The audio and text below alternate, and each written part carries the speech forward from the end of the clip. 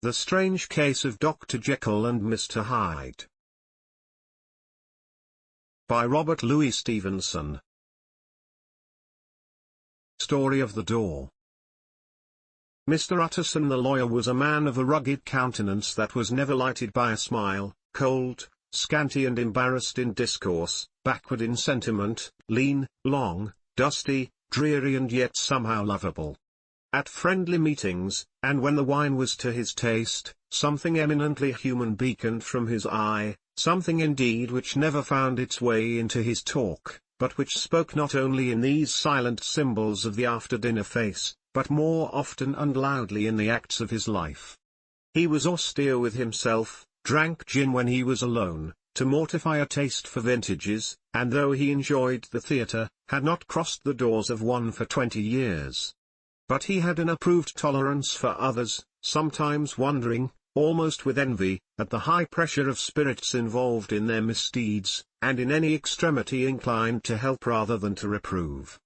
"I incline to Cain's heresy," he used to say quaintly, "I let my brother go to the devil in his own way." In this character, it was frequently his fortune to be the last reputable acquaintance and the last good influence in the lives of down-going men. And to such as these, so long as they came about his chambers, he never marked a shade of change in his demeanour. No doubt the feat was easy to Mr. Utterson, for he was undemonstrative at the best, and even his friendship seemed to be founded in a similar catholicity of good nature. It is the mark of a modest man to accept his friendly circle ready-made from the hands of opportunity, and that was the lawyer's way. His friends were those of his own blood or those whom he had known the longest. His affections, like ivy, were the growth of time, they implied no aptness in the object. Hence, no doubt the bond that united him to Mr. Richard Enfield, his distant kinsman, the well-known man about town. It was a nut to crack for many, what these two could see in each other, or what subject they could find in common. It was reported by those who encountered them in their Sunday walks, that they said nothing, looked singularly dull and would hail with obvious relief the appearance of a friend. For all that, the two men put the greatest store by these excursions, counted them the chief jewel of each week, and not only set aside occasions of pleasure, but even resisted the calls of business, that they might enjoy them uninterrupted. It chanced on one of these rambles that their way led them down a by-street in a busy quarter of London. The street was small and what is called quiet, but it drove a thriving trade on the weekdays. The inhabitants were all doing well, it seemed, and all emulously hoping to do better still, and laying out the surplus of their grains in coquetry, so that the shop fronts stood along that thoroughfare with an air of invitation, like rows of smiling saleswomen. Even on Sunday, when it veiled its more florid charms and lay comparatively empty of passage, the street shone out in contrast to its dingy neighborhood, like a fire in a forest, and with its freshly painted shutters, well-polished brasses, and general cleanliness and gaiety of note, instantly caught and pleased the eye of the passenger.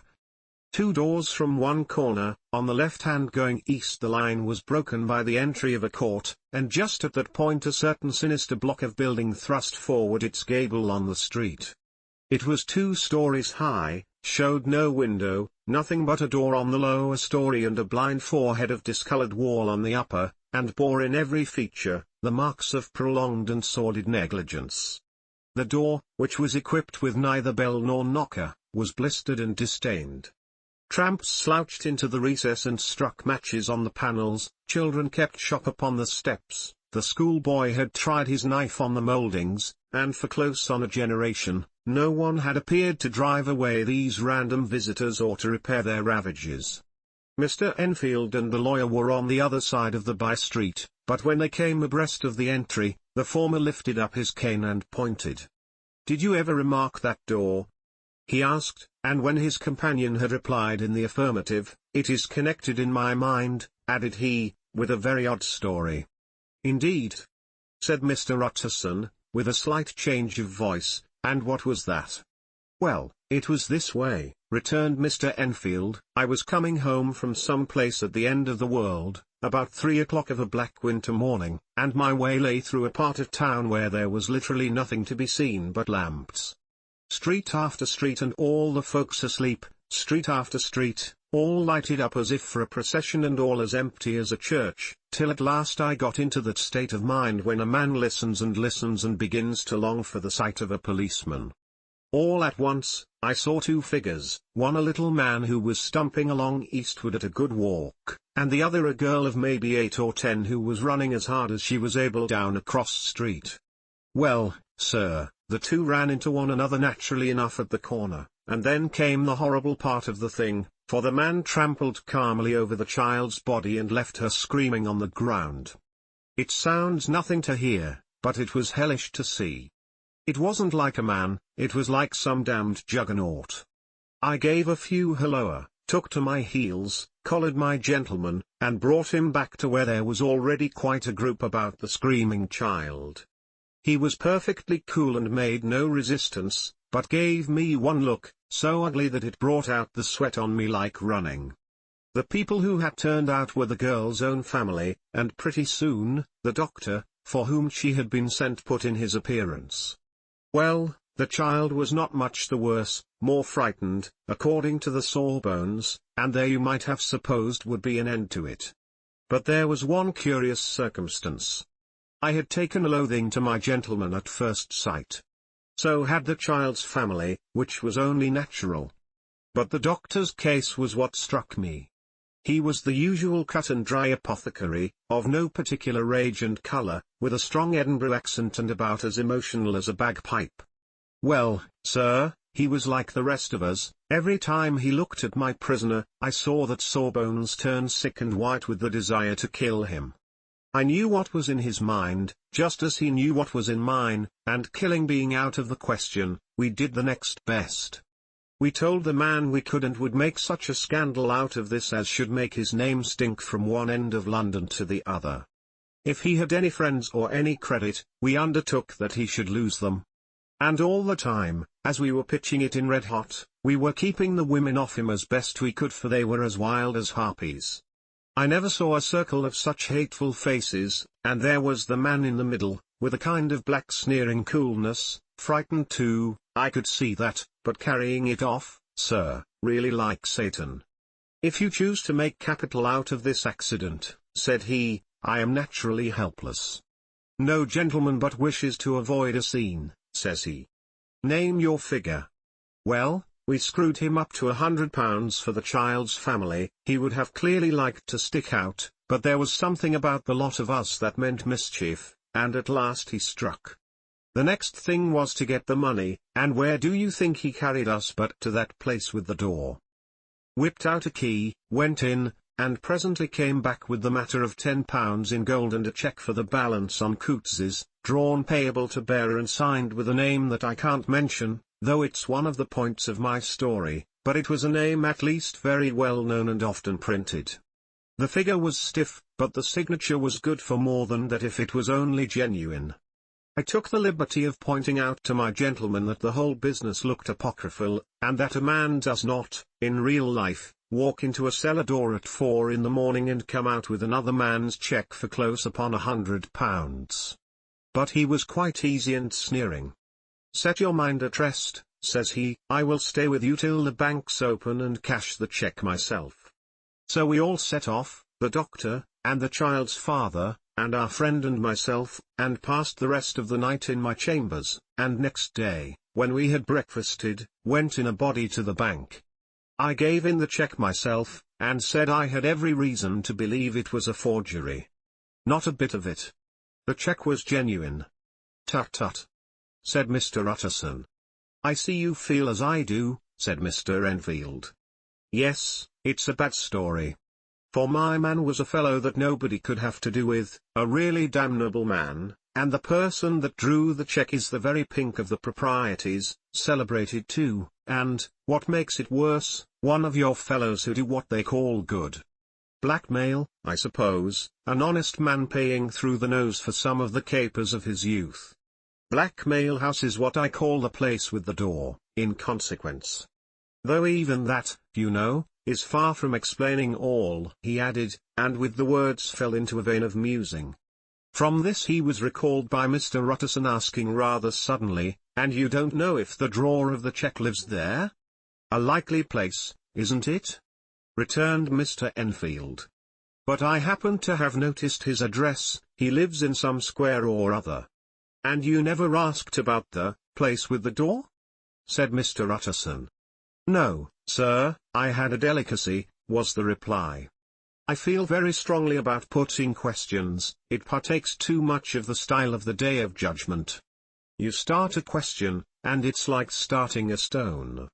You sit quietly on the top of a hill, and away the stone goes, starting others, and presently some bland old bird, the last you would have thought of, is knocked on the head in his own back garden and the family have to change their name. No, sir, I make it a rule of mine, the more it looks like Queer Street, the less I ask." "A very good rule, too," said the lawyer. "But I have studied the place for myself," continued Mr. Enfield. "It seems scarcely a house. There is no other door, and nobody goes in or out of that one but, once in a great while, the gentleman of my adventure. There are 3 windows looking on the court on the first floor, none below, the windows are always shut but they're clean. And then there is a chimney which is generally smoking, so somebody must live there. And yet it's not so sure, for the buildings are so packed together about the court, that it's hard to say where one ends and another begins." The pair walked on again for a while in silence, and then Enfield, said Mr. Utterson, "That's a good rule of yours." "Yes, I think it is," returned Enfield.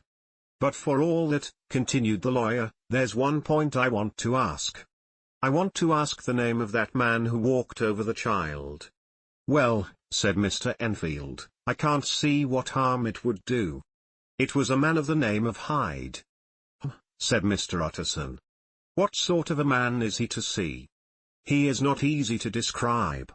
There is something wrong with his appearance, something displeasing, something downright detestable.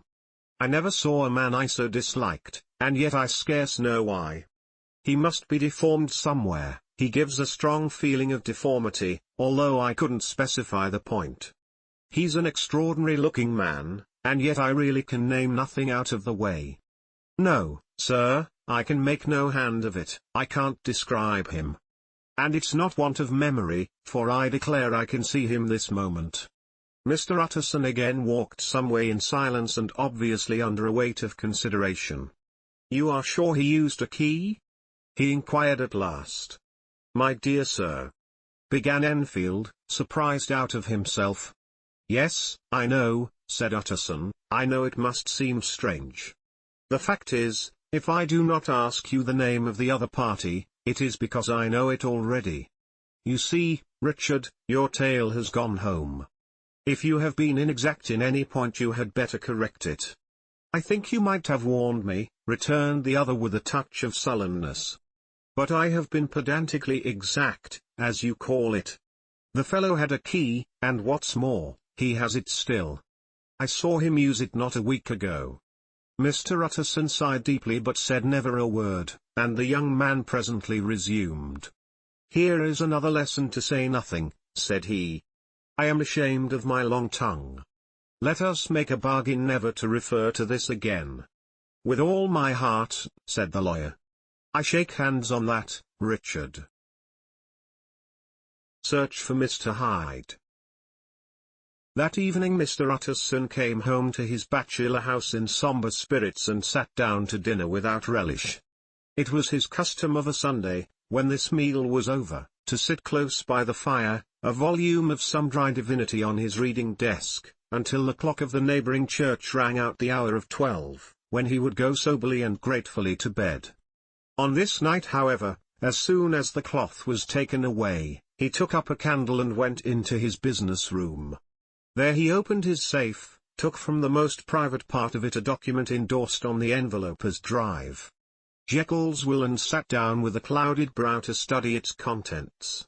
The will was holograph, for Mr. Utterson, though he took charge of it now that it was made, had refused to lend the least assistance in the making of it. It provided not only that, in case of the decease of Henry Jekyll, M.D., D.C., L.L.L., D.Fr.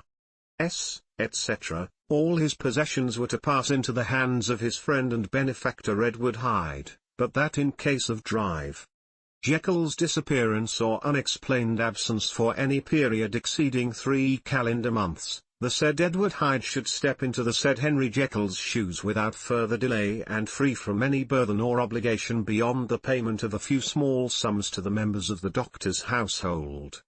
This document had long been the lawyer's eyesore.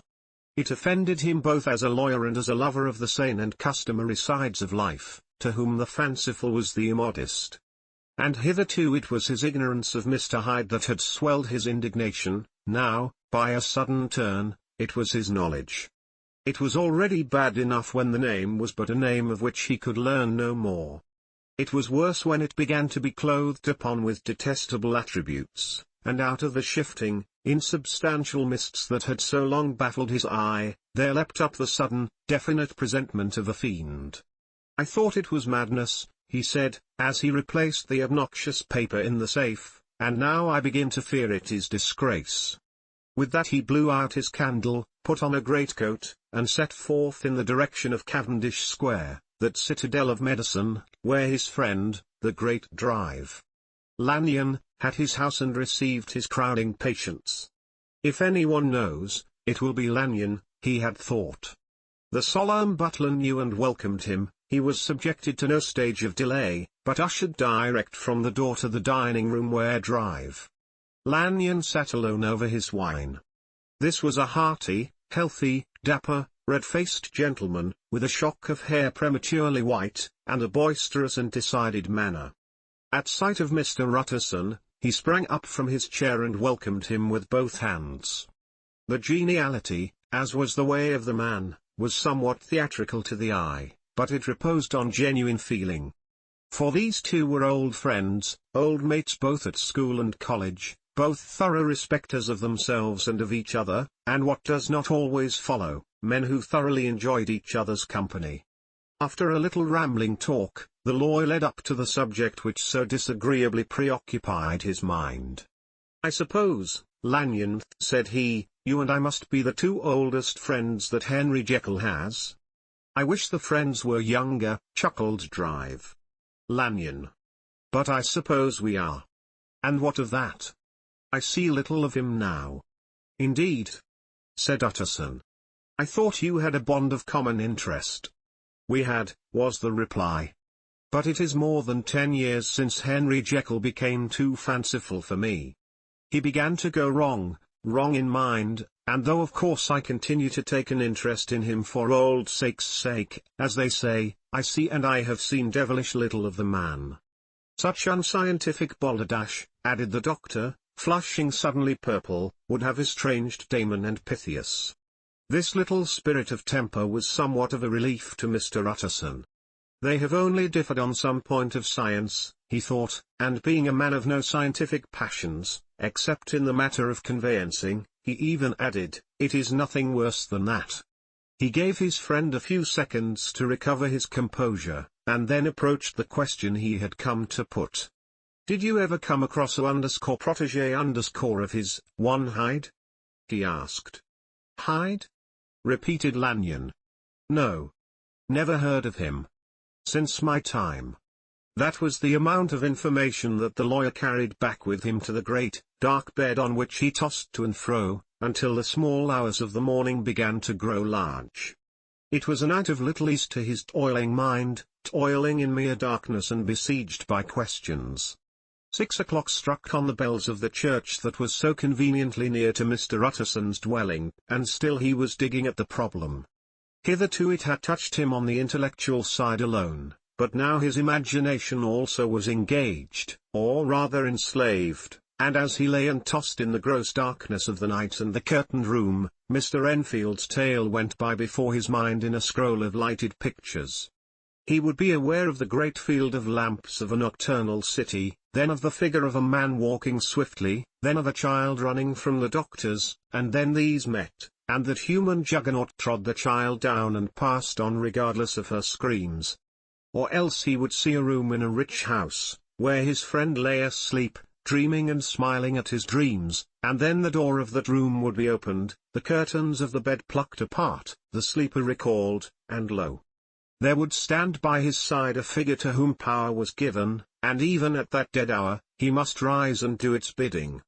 The figure in these two phases haunted the lawyer all night, and if at any time he dozed over, it was but to see it glide more stealthily through sleeping houses, or move the more swiftly and still the more swiftly, even to dizziness, through wider labyrinths of lamplighted city, and at every street corner crush a child and leave her screaming. And still the figure had no face by which he might know it, even in his dreams. It had no face, or one that baffled him and melted before his eyes, and thus it was that there sprang up and grew apace in the lawyer's mind a singularly strong, almost an inordinate, curiosity to behold the features of the real Mr. Hyde.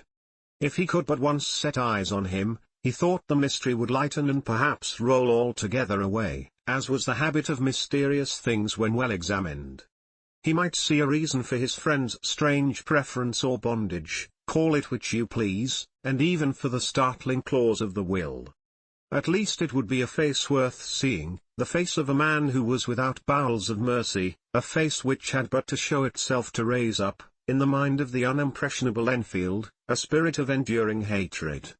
From that time forward, Mr. Utterson began to haunt the door in the by-street of shops.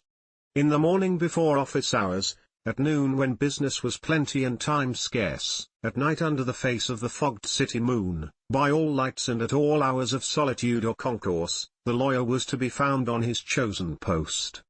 If he be Mr. Hyde, he had thought, I shall be Mr. Seek. And at last his patience was rewarded. It was a fine dry night, frost in the air, the streets as clean as a ballroom floor, the lamps, unshaken by any wind, drawing a regular pattern of light and shadow. By 10 o'clock, when the shops were closed, the by-street was very solitary and, in spite of the low growl of London from all round, very silent. Small sounds carried far, domestic sounds out of the houses were clearly audible on either side of the roadway, and the rumour of the approach of any passenger preceded him by a long time. Mr. Utterson had been some minutes at his post, when he was aware of an odd light footstep drawing near. In the course of his nightly patrols, he had long grown accustomed to the quaint effect with which the footfalls of a single person, while he is still a great way off, suddenly spring out distinct from the vast hum and clatter of the city. Yet his attention had never before been so sharply and decisively arrested, and it was with a strong, superstitious prevision of success that he withdrew into the entry of the court. The steps drew swiftly nearer, and swelled out suddenly louder as they turned the end of the street. The lawyer, looking forth from the entry, could soon see what manner of man he had to deal with. He was small and very plainly dressed, and the look of him, even at that distance, went somehow strongly against the watcher's inclination. But he made straight for the door, crossing the roadway to save time, and as he came, he drew a key from his pocket like one approaching home. Mr. Utterson stepped out and touched him on the shoulder as he passed. "Mr. Hyde, I think?" Mr. Hyde shrank back with a hissing intake of the breath. But his fear was only momentary, and though he did not look the lawyer in the face, he answered coolly enough, "That is my name.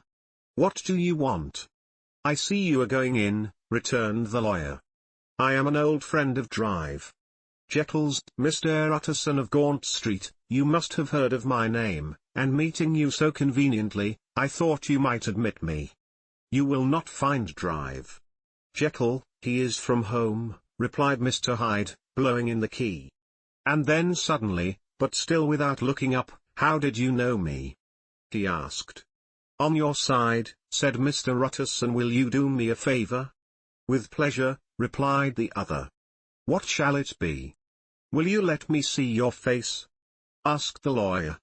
Mr. Hyde appeared to hesitate, and then, as if upon some sudden reflection, fronted about with an air of defiance, and the pair stared at each other pretty fixedly for a few seconds. "Now I shall know you again," said Mr. Utterson. "It may be useful." "Yes," returned Mr. Hyde, "it is as well we have met, and _apropos_, you should have my address." And he gave a number of a street in Soho. "Good God!" thought Mr. Utterson, "can he, too, have been thinking of the will?" But he kept his feelings to himself and only grunted in acknowledgment of the address. "And now," said the other, "how did you know me?" "By description," was the reply. "Whose description?" "We have common friends," said Mr. Utterson. "Common friends," echoed Mr. Hyde, a little hoarsely.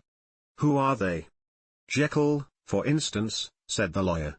"He never told you," cried Mr. Hyde, with a flush of anger. "I did not think you would have lied." "Come," said Mr. Utterson, "that is not fitting language." The other snarled aloud into a savage laugh, and the next moment, with extraordinary quickness, he had unlocked the door and disappeared into the house. The lawyer stood a while when Mr. Hyde had left him, the picture of disquietude. Then he began slowly to mount the street, pausing every step or two and putting his hand to his brow like a man in mental perplexity. The problem he was thus debating as he walked, was one of a class that is rarely solved. Mr. Hyde was pale and dwarfish, he gave an impression of deformity without any nameable malformation, he had a displeasing smile, he had borne himself to the lawyer with a sort of murderous mixture of timidity and boldness, and he spoke with a husky, whispering and somewhat broken voice. All these were points against him, but not all of these together could explain the hitherto unknown disgust, loathing and fear with which Mr. Utterson regarded him. "There must be something else," said the perplexed gentleman. "There is something more, if I could find a name for it. God bless me, the man seems hardly human. Something troglodytic, shall we say? Or can it be the old story of drive? Fell? Or is it the mere radiance of a foul soul that thus transpires through, and transfigures, its clay continent? The last, I think, for, oh my poor old Harry Jekyll, if ever I read Satan's signature upon a face, it is on that of your new friend." Round the corner from the by-street, there was a square of ancient, handsome houses, now for the most part decayed from their high estate and let in flats and chambers to all sorts and conditions of men, map engravers, architects, shady lawyers and the agents of obscure enterprises. One house, however, second from the corner, was still occupied entire, and at the door of this, which wore a great air of wealth and comfort, though it was now plunged in darkness except for the fanlight, Mr. Utterson stopped and knocked. A well-dressed, elderly servant opened the door.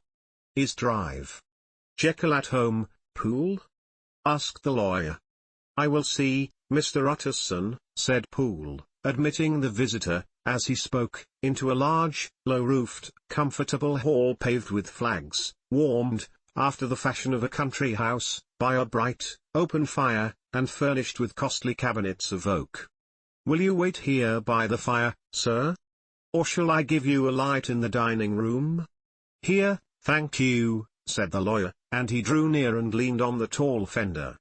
This hall, in which he was now left alone, was a pet fancy of his friend the doctor's, and Utterson himself was wont to speak of it as the pleasantest room in London. But tonight there was a shudder in his blood, the face of Hyde sat heavy on his memory, he felt, what was rare with him, a nausea and distaste of life, and in the gloom of his spirits, he seemed to read a menace in the flickering of the firelight on the polished cabinets and the uneasy starting of the shadow on the roof. He was ashamed of his relief, when Poole presently returned to announce that Drive Jekyll was gone out. "I saw Mr. Hyde go in by the old dissecting room, Poole," he said. "Is that right, when Drive Jekyll is from home?" "Quite right, Mr. Utterson, sir," replied the servant. "Mr. Hyde has a key. Your master seems to repose a great deal of trust in that young man, Poole," resumed the other musingly. "Yes, sir, he does indeed," said Poole. "We have all orders to obey him." "I do not think I ever met Mr. Hyde?" asked Utterson. "Oh, dear no, sir. He never dines here," replied the butler. "Indeed we see very little of him on this side of the house, he mostly comes and goes by the laboratory." "Well, good night, Poole." "Good night, Mr. Utterson." And the lawyer set out homeward with a very heavy heart. "Poor Harry Jekyll," he thought, "my mind misgives me he is in deep waters. He was wild when he was young, a long while ago to be sure, but in the law of God, there is no statute of limitations. It must be that, the ghost of some old sin, the cancer of some concealed disgrace, punishment coming, _Peda Claudo years after memory has forgotten and self-love condoned the fault. And the lawyer, scared by the thought, brooded a while on his own past, groping in all the corners of memory, lest by chance some jack-in-the-box of an old iniquity should leap to light there. His past was fairly blameless. Few men could read the rolls of their life with less apprehension, yet he was humbled to the dust by the many ill things he had done, and raised up again into a sober and fearful gratitude by the many he had come so near to doing yet avoided. And then by return on his former subject, he conceived a spark of hope. This Master Hyde, if he were studied, thought he, must have secrets of his own, black secrets, by the look of him, secrets compared to which poor Jekyll's worst would be like sunshine. Things cannot continue as they are. It turns me cold to think of this creature stealing like a thief to Harry's bedside. Poor Harry, what awakening! And the danger of it, for if this Hyde suspects the existence of the will, he may grow impatient to inherit. I must put my shoulders to the wheel, if Jekyll will but let me, he added, if Jekyll will only let me. For once more he saw before his mind's eye, as clear as transparency, the strange clauses of the will. Dr. Jekyll was quite at ease. A fortnight later, by excellent good fortune, the doctor gave one of his pleasant dinners to some 5 or 6 old cronies, all intelligent, reputable men and all judges of good wine, and Mr. Utterson so contrived that he remained behind after the others had departed. This was no new arrangement, but a thing that had befallen many scores of times. Where Utterson was liked, he was liked well. Hosts loved to detain the dry lawyer. When the light-hearted and loose-tongued had already their foot on the threshold, they liked to sit a while in his unobtrusive company, practicing for solitude, sobering their minds in the man's rich silence after the expense and strain of gaiety. To this rule, drive. Jekyll was no exception, and as he now sat on the opposite side of the fire, a large, well-made, smooth-faced man of 50, with something of a slayish cast perhaps, but every mark of capacity and kindness, you could see by his looks that he cherished for Mr. Utterson a sincere and warm affection. "I have been wanting to speak to you, Jekyll," began the latter. "You know that will of yours?" A close observer might have gathered that the topic was distasteful, but the doctor carried it off gaily. "My poor Utterson," said he, "you are unfortunate in such a client. I never saw a man so distressed as you were by my will, unless it were that hide-bound pedant, Lanyon, at what he called my scientific heresies. Oh, I know he's a good fellow, you needn't frown, an excellent fellow, and I always mean to see more of him, but a hide-bound pedant for all that, an ignorant, blatant pedant. I was never more disappointed in any man than Lanyon. You know I never approved of it," pursued Utterson, ruthlessly disregarding the fresh topic. "My will? Yes, certainly, I know that," said the doctor, a trifle sharply. "You have told me so. Well, I tell you so again," continued the lawyer. "I have been learning something of young Hyde." The large handsome face of Drive Jekyll grew pale to the very lips, and there came a blackness about his eyes. "I do not care to hear more," said he. "This is a matter I thought we had agreed to drop." "What I heard was abominable," said Utterson. "It can make no change." "You do not understand my position," returned the doctor, with a certain incoherency of manner. "I am painfully situated, Utterson, my position is a very strange one. It is one of those affairs that cannot be mended by talking." "Jekyll," said Utterson, "you know me, I am a man to be trusted. Make a clean breast of this in confidence, and I make no doubt I can get you out of it." "My good Utterson," said the doctor, "this is very good of you, this is downright good of you, and I cannot find words to thank you in. I believe you fully, I would trust you before any man alive, before myself, if I could make the choice. But indeed it isn't what you fancy, it is not as bad as that, and just to put your good heart at rest, I will tell you one thing, the moment I choose, I can be rid of Mr. Hyde. I give you my hand upon that, and I thank you again and again, and I will just add one little word, Utterson, that I'm sure you'll take in good part. This is a private matter, and I beg of you to let it sleep."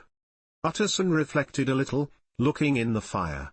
"I have no doubt you are perfectly right," he said at last, getting to his feet. "Well, but since we have touched upon this business, and for the last time I hope," continued the doctor, "there is one point I should like you to understand. I have really a very great interest in poor Hyde. I know you have seen him, he told me so, and I fear he was rude. But I do sincerely take a very great interest in that young man, and if I am taken away, Utterson, I wish you to promise me that you will bear with him and get his rights for him. I think you would, if you knew all, and it would be a weight off my mind if you would promise." "I can't pretend that I shall ever like him," said the lawyer. "I don't ask that," pleaded Jekyll, laying his hand upon the other's arm. "I only ask for justice, I only ask you to help him for my sake, when I am no longer here." Utterson heaved an irrepressible sigh. "Well," said he, "I promise." The Carew Murder Case. Nearly a year later, in the month of October, 18, London was startled by a crime of singular ferocity and rendered all the more notable by the high position of the victim. The details were few and startling. A maidservant living alone in a house not far from the river, had gone upstairs to bed about 11. Although a fog rolled over the city in the small hours, the early part of the night was cloudless, and the lane, which the maid's window overlooked, was brilliantly lit by the full moon. It seems she was romantically given, for she sat down upon her box, which stood immediately under the window, and fell into a dream of musing.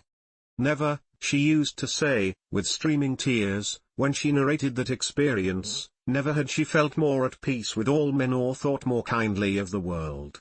And as she so sat she became aware of an aged beautiful gentleman with white hair, drawing near along the lane, and advancing to meet him, another and very small gentleman, to whom at first she paid less attention. When they had come within speech, which was just under the maid's eyes, the older man bowed and accosted the other with a very pretty manner of politeness. It did not seem as if the subject of his address were of great importance. Indeed, from his pointing, it sometimes appeared as if he were only inquiring his way, but the moon shone on his face as he spoke, and the girl was pleased to watch it. It seemed to breathe such an innocent and old-world kindness of disposition, yet with something high too, as of a well-founded self-content. Presently her eye wandered to the other, and she was surprised to recognize in him a certain Mr. Hyde, who had once visited her master and for whom she had conceived a dislike. He had in his hand a heavy cane, with which he was trifling, but he answered never a word, and seemed to listen with an ill-contained impatience. And then all of a sudden he broke out in a great flame of anger, stamping with his foot, brandishing the cane, and carrying on, as the maid described it, like a madman. The old gentleman took a step back, with the air of one very much surprised and a trifle hurt, and at that Mr. Hyde broke out of all bounds and clubbed him to the earth. And next moment, with ape-like fury, he was trampling his victim underfoot and hailing down a storm of blows, under which the bones were audibly shattered and the body jumped upon the roadway. At the horror of these sights and sounds, the maid fainted. It was 2 o'clock when she came to herself and called for the police. The murderer was gone long ago, but there lay his victim in the middle of the lane, incredibly mangled. The stick with which the deed had been done, although it was of some rare and very tough and heavy wood, had broken in the middle under the stress of this insensate cruelty, and one splintered half had rolled in the neighboring gutter, the other, without doubt, had been carried away by the murderer. A purse and gold watch were found upon the victim, but no cards or papers, except a sealed and stamped envelope, which he had been probably carrying to the post, and which bore the name and address of Mr. Utterson. This was brought to the lawyer the next morning, before he was out of bed, and he had no sooner seen it and been told the circumstances, than he shot out a solemn lip. "I shall say nothing till I have seen the body," said he. "This may be very serious. Have the kindness to wait while I dress." And with the same grave countenance he hurried through his breakfast and drove to the police station, whither the body had been carried. As soon as he came into the cell, he nodded. "Yes," said he, "I recognize him. I am sorry to say that this is Sir Danvers Carew." "Good God, sir," exclaimed the officer, "is it possible?" And the next moment his eye lighted up with professional ambition. "This will make a deal of noise," he said. "And perhaps you can help us to the man." And he briefly narrated what the maid had seen, and showed the broken stick. Mr. Utterson had already quailed at the name of Hyde, but when the stick was laid before him, he could doubt no longer. Broken and battered as it was, he recognized it for one that he had himself presented many years before to Henry Jekyll. "Is this Mr. Hyde a person of small stature?" he inquired. "Particularly small and particularly wicked-looking, is what the maid calls him," said the officer. Mr. Utterson reflected, and then, raising his head, "If you will come with me in my cab," he said, "I think I can take you to his house." It was by this time about 9 in the morning, and the first fog of the season. A great chocolate-colored pall lowered over heaven, but the wind was continually charging and rooting these embattled vapors, so that as the cab crawled from street to street, Mr. Utterson beheld a marvelous number of degrees and hues of twilight, for here it would be dark like the back end of evening, and there would be a glow of a rich, lurid brown, like the light of some strange conflagration, and here, for a moment, the fog would be quite broken up, and a haggard shaft of daylight would glance in between the swirling wreaths. The dismal quarter of Soho seen under these changing glimpses, with its muddy ways, and slatternly passengers, and its lamps, which had never been extinguished or had been kindled afresh to combat this mournful reinvasion of darkness, seemed, in the lawyer's eyes, like a district of some city in a nightmare. The thoughts of his mind, besides, were of the gloomiest dye, and when he glanced at the companion of his drive, he was conscious of some touch of that terror of the law and the law's officers, which may at times assail the most honest. As the cab drew up before the address indicated, the fog lifted a little and showed him a dingy street, a gin palace, a low French eating house, a shop for the retail of penny numbers and two-penny salads, many ragged children huddled in the doorways, and many women of many different nationalities passing out, key in hand, to have a morning glass, and the next moment the fog settled down again upon that part, as brown as umber, and cut him off from his blackguardly surroundings. This was the home of Henry Jekyll's favourite, of a man who was heir to £250,000 sterling. An ivory-faced and silvery-haired old woman opened the door. She had an evil face, smoothed by hypocrisy, but her manners were excellent. "Yes," she said, "this was Mr. Hyde's, but he was not at home. He had been in that night very late, but he had gone away again in less than an hour. There was nothing strange in that. His habits were very irregular, and he was often absent. For instance, it was nearly 2 months since she had seen him till yesterday." "Very well, then, we wish to see his rooms," said the lawyer, and when the woman began to declare it was impossible, "I had better tell you who this person is," he added. "This is Inspector Newcomen of Scotland Yard." A flash of odious joy appeared upon the woman's face. "Ah," said she, "he is in trouble. What has he done?" Mr. Utterson and the inspector exchanged glances. "He don't seem a very popular character," observed the latter. "And now, my good woman, just let me and this gentleman have a look about us." In the whole extent of the house, which but for the old woman remained otherwise empty, Mr. Hyde had only used a couple of rooms, but these were furnished with luxury and good taste. A closet was filled with wine, the plate was of silver, the napery elegant, a good picture hung upon the walls, a gift, as Utterson supposed, from Henry Jekyll, who was much of a connoisseur, and the carpets were of many plies and agreeable in colour. At this moment, however, the rooms bore every mark of having been recently and hurriedly ransacked. Clothes lay about the floor, with their pockets inside out, lock-fast drawers stood open, and on the hearth there lay a pile of grey ashes, as though many papers had been burned. From these embers the inspector disinterred the butt end of a green cheque-book, which had resisted the action of the fire. The other half of the stick was found behind the door, and as this clinched his suspicions, the officer declared himself delighted. A visit to the bank, where several £1,000s were found to be lying to the murderer's credit, completed his gratification. "You may depend upon it, sir," he told Mr. Utterson, "I have him in my hand. He must have lost his head, or he never would have left the stick or, above all, burned the cheque-book. Why, money's life to the man. We have nothing to do but wait for him at the bank, and get out the handbills." This last, however, was not so easy of accomplishment, for Mr. Hyde had numbered few familiars. Even the master of the servant maid had only seen him twice, his family could nowhere be traced, he had never been photographed, and the few who could describe him differed widely, as common observers will. Only on one point were they agreed, and that was the haunting sense of unexpressed deformity with which the fugitive impressed his beholders. Incident of the letter. It was late in the afternoon, when Mr. Utterson found his way to drive Jekyll's door, where he was at once admitted by Poole, and carried down by the kitchen offices and across a yard which had once been a garden, to the building which was indifferently known as the laboratory or dissecting rooms. The doctor had bought the house from the heirs of a celebrated surgeon, and his own tastes being rather chemical than anatomical, had changed the destination of the block at the bottom of the garden.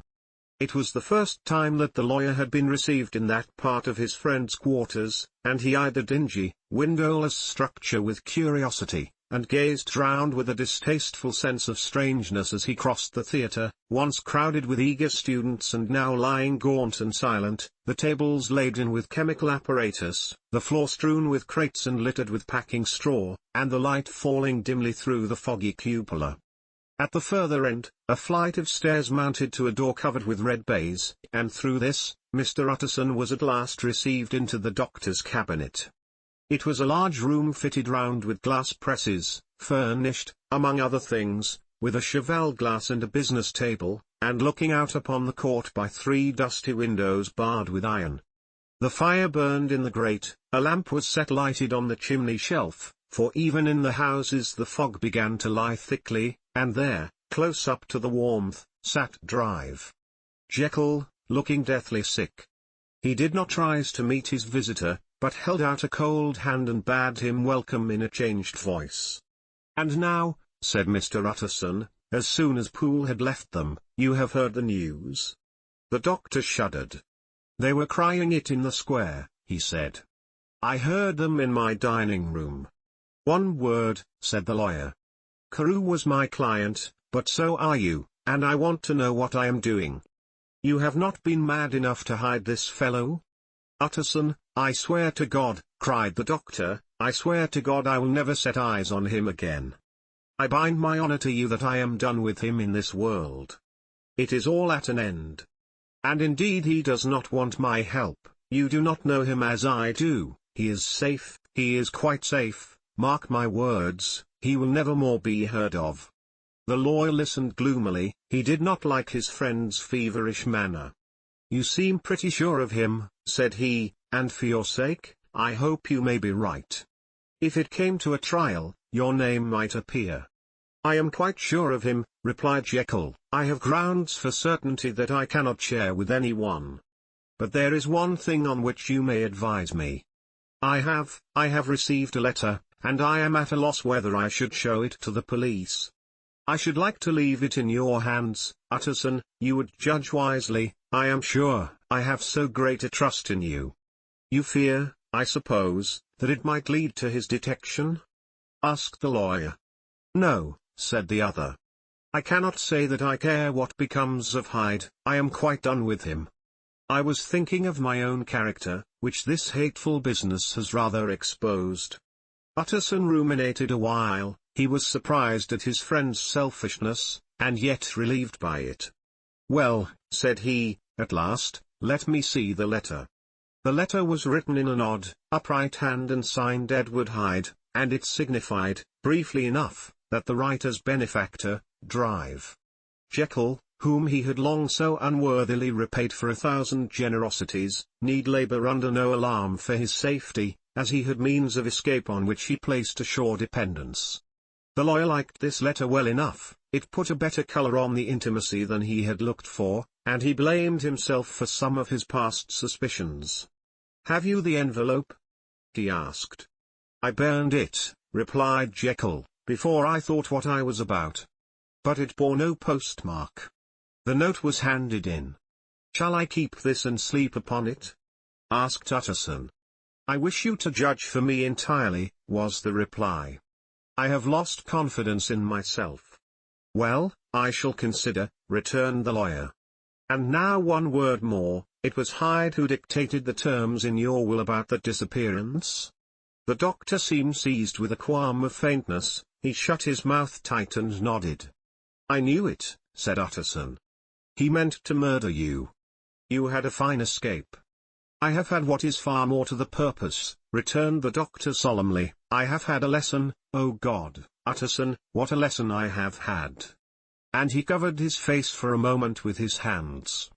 On his way out, the lawyer stopped and had a word or two with Poole. "By the by," said he, "there was a letter handed in today. What was the messenger like?"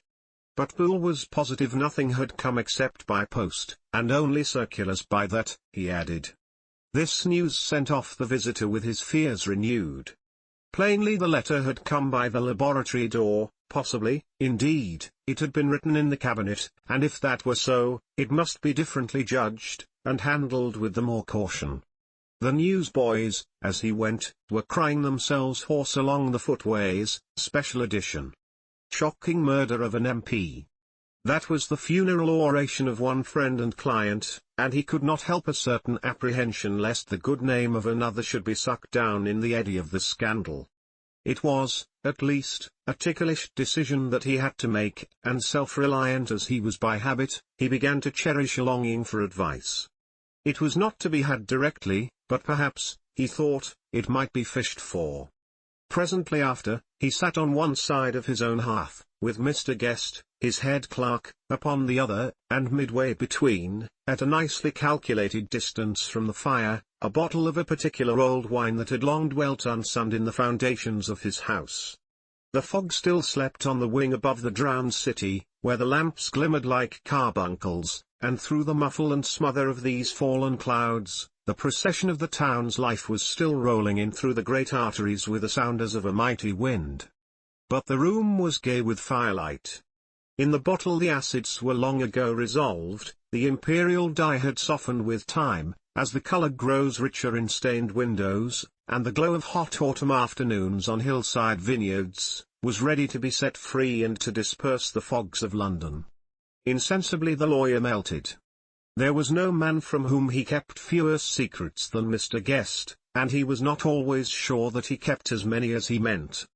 Guest had often been on business to the doctor's, he knew Poole, he could scarce have failed to hear of Mr. Hyde's familiarity about the house, he might draw conclusions, was it not as well, then, that he should see a letter which put that mystery to right? And above all, since Guest, being a great student and critic of handwriting, would consider the step natural and obliging? The clerk, besides, was a man of counsel, he could scarce read so strange a document without dropping a remark, and by that remark Mr. Utterson might shape his future course. "This is a sad business about Sir Danvers," he said. "Yes, sir, indeed. It has elicited a great deal of public feeling," returned Guest. "The man, of course, was mad." "I should like to hear your views on that," replied Utterson. "I have a document here in his handwriting, it is between ourselves, for I scarce know what to do about it, it is an ugly business at the best. But there it is, quite in your way, a murderer's autograph." Guest's eyes brightened, and he sat down at once and studied it with passion. "No, sir," he said, "not mad, but it is an odd hand. And by all accounts a very odd writer," added the lawyer. Just then the servant entered with a note. "Is that from Drive?" "Jekyll, sir?" inquired the clerk. "I thought I knew the writing. Anything private, Mr. Utterson?" "Only an invitation to dinner." "Why? Do you want to see it?" "One moment." "I thank you, sir," and the clerk laid the 2 sheets of paper alongside and sedulously compared their contents. "Thank you, sir," he said at last, returning both. "It's a very interesting autograph." There was a pause, during which Mr. Utterson struggled with himself. "Why did you compare them, guest?" he inquired suddenly. "Well, sir," returned the clerk, "there's a rather singular resemblance. The two hands are in many points identical, only differently sloped." "Rather quaint," said Utterson. "It is, as you say, rather quaint," returned Guest. "I wouldn't speak of this note, you know," said the master. "No, sir," said the clerk. "I understand."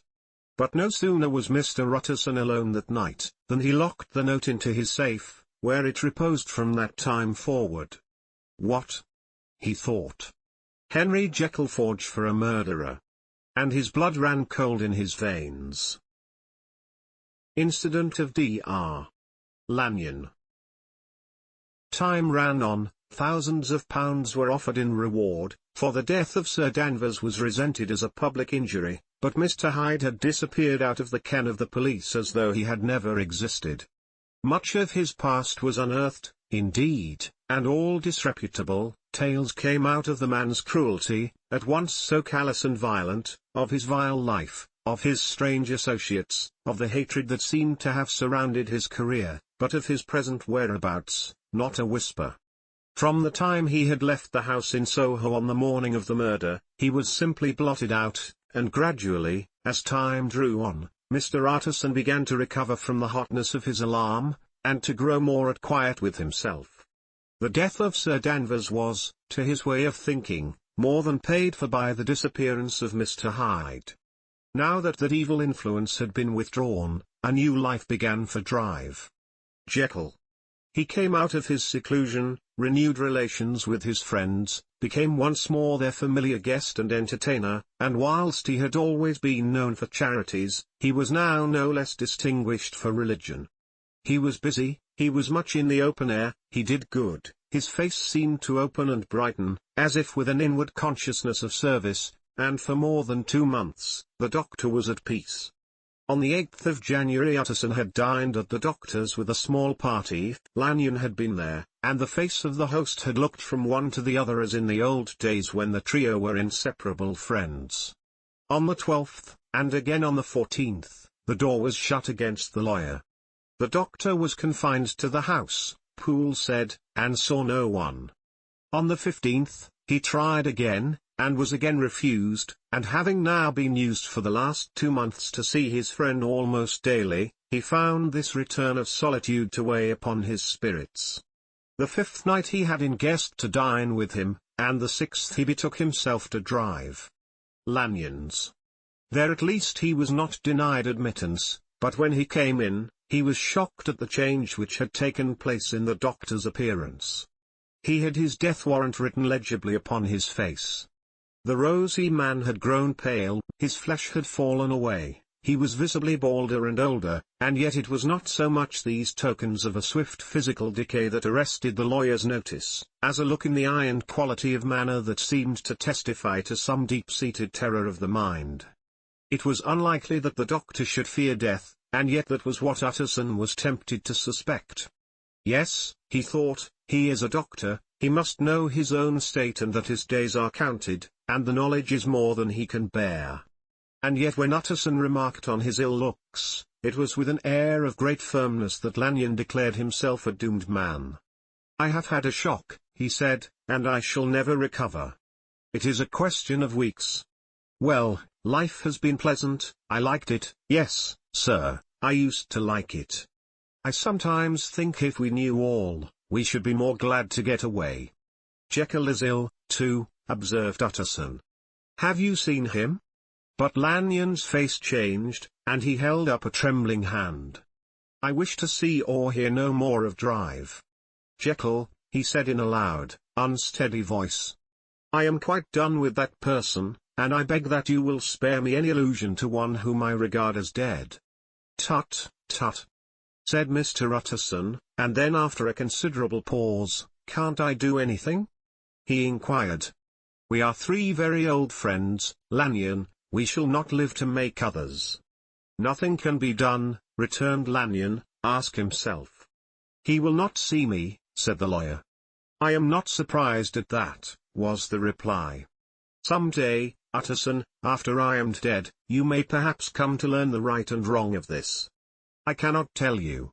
And in the meantime, if you can sit and talk with me of other things, for God's sake, stay and do so, but if you cannot keep clear of this accursed topic, then in God's name, go, for I cannot bear it." As soon as he got home, Utterson sat down and wrote to Jekyll, complaining of his exclusion from the house, and asking the cause of this unhappy break with Lanyon, and the next day brought him a long answer, often very pathetically worded, and sometimes darkly mysterious in drift. The quarrel with Lanyon was incurable. "I do not blame our old friend," Jekyll wrote, "but I share his view that we must never meet. I mean from henceforth to lead a life of extreme seclusion. You must not be surprised, nor must you doubt my friendship, if my door is often shut even to you. You must suffer me to go my own dark way. I have brought on myself a punishment and a danger that I cannot name. If I am the chief of sinners, I am the chief of sufferers also. I could not think that this earth contained a place for sufferings and terrors so unmanning, and you can do but one thing, Utterson, to lighten this destiny, and that is to respect my silence." Utterson was amazed. The dark influence of Hyde had been withdrawn, the doctor had returned to his old tasks and amities. A week ago, the prospect had smiled with every promise of a cheerful and an honoured age, and now in a moment, friendship, and peace of mind, and the whole tenor of his life were wrecked. So great and unprepared a change pointed to madness, but in view of Lanyon's manner and words, there must lie for it some deeper ground. A week afterwards drive. Lanyon took to his bed, and in something less than a fortnight he was dead. The night after the funeral, at which he had been sadly affected, Utterson locked the door of his business room, and sitting there by the light of a melancholy candle, drew out and set before him an envelope addressed by the hand and sealed with the seal of his dead friend. "Private, for the hands of G.J. Utterson alone, and in case of his predecease to be destroyed unread so it was emphatically superscribed, and the lawyer dreaded to behold the contents. I have buried one friend today, he thought, what if this should cost me another? And then he condemned the fear as a disloyalty, and broke the seal. Within there was another enclosure, likewise sealed, and marked upon the cover as not to be opened till the death or disappearance of Drive. Henry Jekyll. Utterson could not trust his eyes. Yes, it was disappearance, here again, as in the mad will which he had long ago restored to its author, here again were the idea of a disappearance and the name of Henry Jekyll bracketed. But in the will, that idea had sprung from the sinister suggestion of the man Hyde. It was set there with a purpose all too plain and horrible. Written by the hand of Lanyon, what should it mean? A great curiosity came on the trustee, to disregard the prohibition and dive at once to the bottom of these mysteries, but professional honor and faith to his dead friend were stringent obligations, and the packet slept in the inmost corner of his private safe. It is one thing to mortify curiosity, another to conquer it, and it may be doubted if, from that day forth, Utterson desired the society of his surviving friend with the same eagerness. He thought of him kindly, but his thoughts were disquieted and fearful. He went to call indeed, but he was perhaps relieved to be denied admittance, perhaps, in his heart, he preferred to speak with Poole upon the doorstep and surrounded by the air and sounds of the open city, rather than to be admitted into that house of voluntary bondage, and to sit and speak with its inscrutable recluse. Poole had, indeed, no very pleasant news to communicate. The doctor, it appeared, now more than ever confined himself to the cabinet over the laboratory, where he would sometimes even sleep. He was out of spirits, he had grown very silent, he did not read, it seemed as if he had something on his mind. Utterson became so used to the unvarying character of these reports, that he fell off little by little in the frequency of his visits. Incident at the window. It chanced on Sunday, when Mr. Utterson was on his usual walk with Mr. Enfield, that their way lay once again through the by-street, and that when they came in front of the door, both stopped to gaze on it. "Well," said Enfield, "that story's at an end at least. We shall never see more of Mr. Hyde. "I hope not," said Utterson. "Did I ever tell you that I once saw him, and shared your feeling of repulsion?"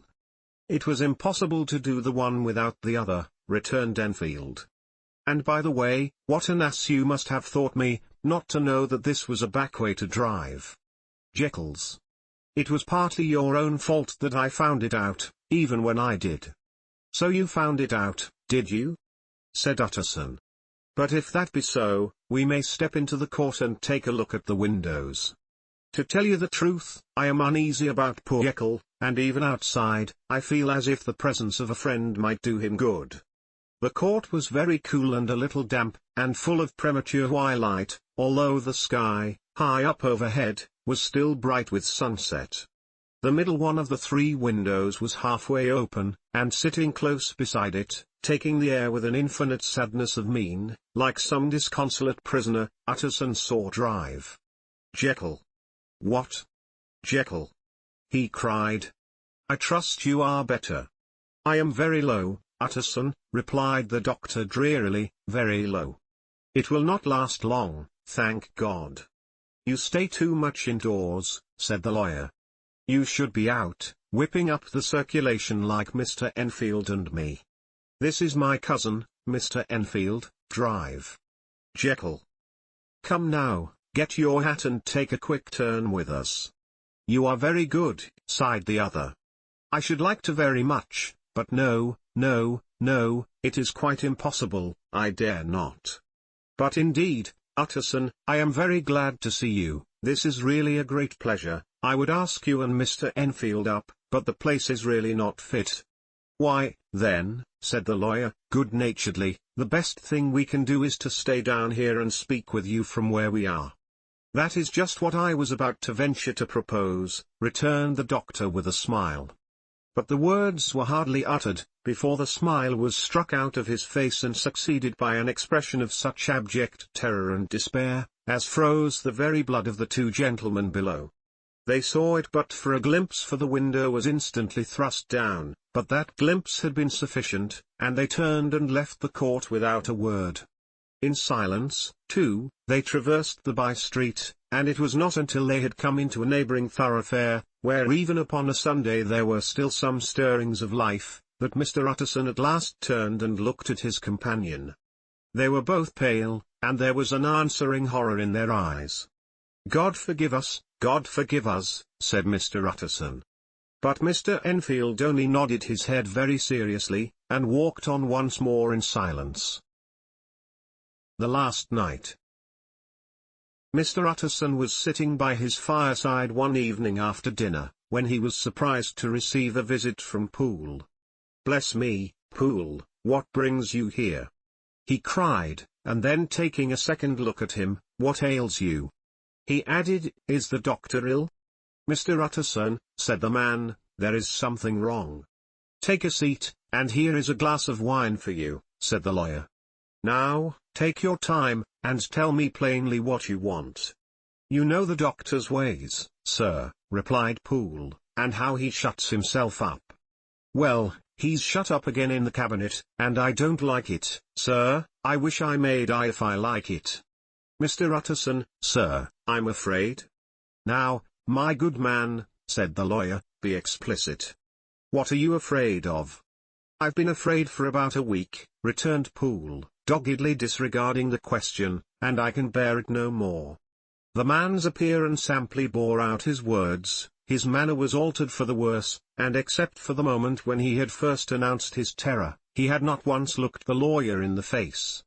Even now, he sat with the glass of wine untasted on his knee, and his eyes directed to a corner of the floor. "I can bear it no more," he repeated. "Come," said the lawyer, "I see you have some good reason, Poole. I see there is something seriously amiss. Try to tell me what it is." "I think there's been foul play," said Poole, hoarsely. "Foul play!" cried the lawyer, a good deal frightened and rather inclined to be irritated in consequence. "What foul play? What does the man mean?" "I daren't say, sir," was the answer, "but will you come along with me and see for yourself?" Mr. Utterson's only answer was to rise and get his hat and greatcoat, but he observed with wonder the greatness of the relief that appeared upon the butler's face, and perhaps with no less, that the wine was still untasted when he set it down to follow. It was a wild, cold, seasonable night of March, with a pale moon, lying on her back as though the wind had tilted her, and flying rack of the most diaphanous and lawny texture. The wind made talking difficult, and flecked the blood into the face. It seemed to have swept the streets unusually bare of passengers, besides, for Mr. Utterson thought he had never seen that part of London so deserted. He could have wished it otherwise, never in his life had he been conscious of so sharp a wish to see and touch his fellow creatures, for struggle as he might, there was borne in upon his mind a crushing anticipation of calamity. The square, when they got there, was full of wind and dust, and the thin trees in the garden were lashing themselves along the railing. Poole, who had kept all the way a pace or two ahead, now pulled up in the middle of the pavement, and in spite of the biting weather, took off his hat and mopped his brow with a red pocket handkerchief. But for all the hurry of his coming, these were not the dews of exertion that he wiped away, but the moisture of some strangling anguish, for his face was white and his voice, when he spoke, harsh and broken. "Well, sir," he said, "here we are, and God grant there be nothing wrong." "Amen, Poole," said the lawyer. Thereupon the servant knocked in a very guarded manner, the door was opened on the chain, and a voice asked from within, "Is that you, Poole?" "It's all right," said Poole. "Open the door." The hall, when they entered it, was brightly lighted up, the fire was built high, and about the hearth the whole of the servants, men and women, stood huddled together like a flock of sheep. At the sight of Mr. Utterson, the housemaid broke into hysterical whimpering, and the cook, crying out "Bless God! It's Mr. Utterson," ran forward as if to take him in her arms. What? Are you all here?" said the lawyer peevishly. "Very irregular, very unseemly, your master would be far from pleased." "They're all afraid," said Poole. Blank silence followed, no one protesting, only the maid lifted her voice and now wept loudly. "Hold your tongue," Poole said to her, with a ferocity of accent that testified to his own jangled nerves, and indeed, when the girl had so suddenly raised the note of her lamentation, they had all started and turned towards the inner door with faces of dreadful expectation. "And now," continued the butler, addressing the knife boy, "reach me a candle, and we'll get this through hands at once." And then he begged Mr. Utterson to follow him, and led the way to the back garden. "Now, sir," said he, "you come as gently as you can. I want you to hear, and I don't want you to be heard. And see here, sir, if by any chance he was to ask you in, don't go." Mr. Utterson's nerves, at this unlooked-for termination, gave a jerk that nearly threw him from his balance, but he recollected his courage and followed the butler into the laboratory building through the surgical theatre, with its lumber of crates and bottles, to the foot of the stair. Here Poole motioned him to stand on one side and listen, while he himself, setting down the candle and making a great and obvious call on his resolution, mounted the steps and knocked with a somewhat uncertain hand on the red baize of the cabinet door. "Mr. Utterson, sir, asking to see you," he called, and even as he did so, once more violently signed to the lawyer to give ear. A voice answered from within, "Tell him I cannot see anyone," it said complainingly. "Thank you, sir," said Poole, with a note of something like triumph in his voice, and taking up his candle, he led Mr. Utterson back across the yard and into the great kitchen, where the fire was out and the beetles were leaping on the floor. "Sir," he said, looking Mr. Utterson in the eyes, "was that my master's voice?" "It seems much changed," replied the lawyer, very pale, but giving look for look. "Changed? Well, yes, I think so," said the butler. "Have I been 20 years in this man's house, to be deceived about his voice? No, sir, master's made away with, he was made away with 8 days ago, when we heard him cry out upon the name of God, and _who _s_ in there instead of him, and _y_ it stays there, is a thing that cries to heaven, Mr. Utterson. This is a very strange tale, Poole, this is rather a wild tale my man," said Mr. Utterson, biting his finger. Suppose it were as you suppose, supposing Drive Jekyll to have been, well, murdered, what could induce the murderer to stay? That won't hold water, it doesn't commend itself to reason. Well, Mr. Utterson, you are a hard man to satisfy, but I'll do it yet, said Poole. All this last week, you must know, him, or it, whatever it is that lives in that cabinet, has been crying night and day for some sort of medicine and cannot get it to his mind. It was sometimes his way, the master's, that is, to write his orders on a sheet of paper and throw it on the stair. We've had nothing else this week back, nothing but papers, and a closed door, and the very meals left there to be smuggled in when nobody was looking. Well, sir, every day, and twice and thrice in the same day, there have been orders and complaints, and I have been sent flying to all the wholesale chemists in town. Every time I brought the stuff back, there would be another paper telling me to return it, because it was not pure, and another order to a different firm. This drug is wanted bitter bad, sir, whatever for. Have you any of these papers? Asked Mr. Utterson. Poole felt in his pocket and handed out a crumpled note, which the lawyer, bending nearer to the candle, carefully examined. Its contents ran thus: Drive Jekyll presents his compliments to Messrs. Moore. He assures them that their last sample is impure and quite useless for his present purpose. In the year 18, Drive J purchased a somewhat large quantity from Messrs. M. He now begs them to search with most sedulous care, and should any of the same quality be left, forward it to him at once. Expense is no consideration. The importance of this to Drive J can hardly be exaggerated. So far the letter had run composedly enough, but here with a sudden splutter of the pen, the writer's emotion had broken loose. For God's sake, he added, find me some of the old. This is a strange note, said Mr. Utterson, and then sharply, how do you come to have it open? The man at Moore's was main angry, sir, and he threw it back to me like so much dirt, returned Poole. This is unquestionably the doctor's hand, do you know? Resumed the lawyer. I thought it looked like it, said the servant rather sulkily, and then, with another voice, but what matters hand of right? He said. I've seen him. Seen him? Repeated Mr. Utterson. Well? That's it, said Poole. It was this way. I came suddenly into the theatre from the garden. It seems he had slipped out to look for this drug or whatever it is, for the cabinet door was open, and there he was at the far end of the room digging among the crates. He looked up when I came in, gave a kind of cry, and whipped upstairs into the cabinet. It was but for 1 minute that I saw him, but the hair stood upon my head like quills. Sir, if that was my master, why had he a mask upon his face? If it was my master, why did he cry out like a rat, and run from me? I have served him long enough. And then? The man paused and passed his hand over his face. These are all very strange circumstances, said Mr. Utterson, but I think I begin to see daylight.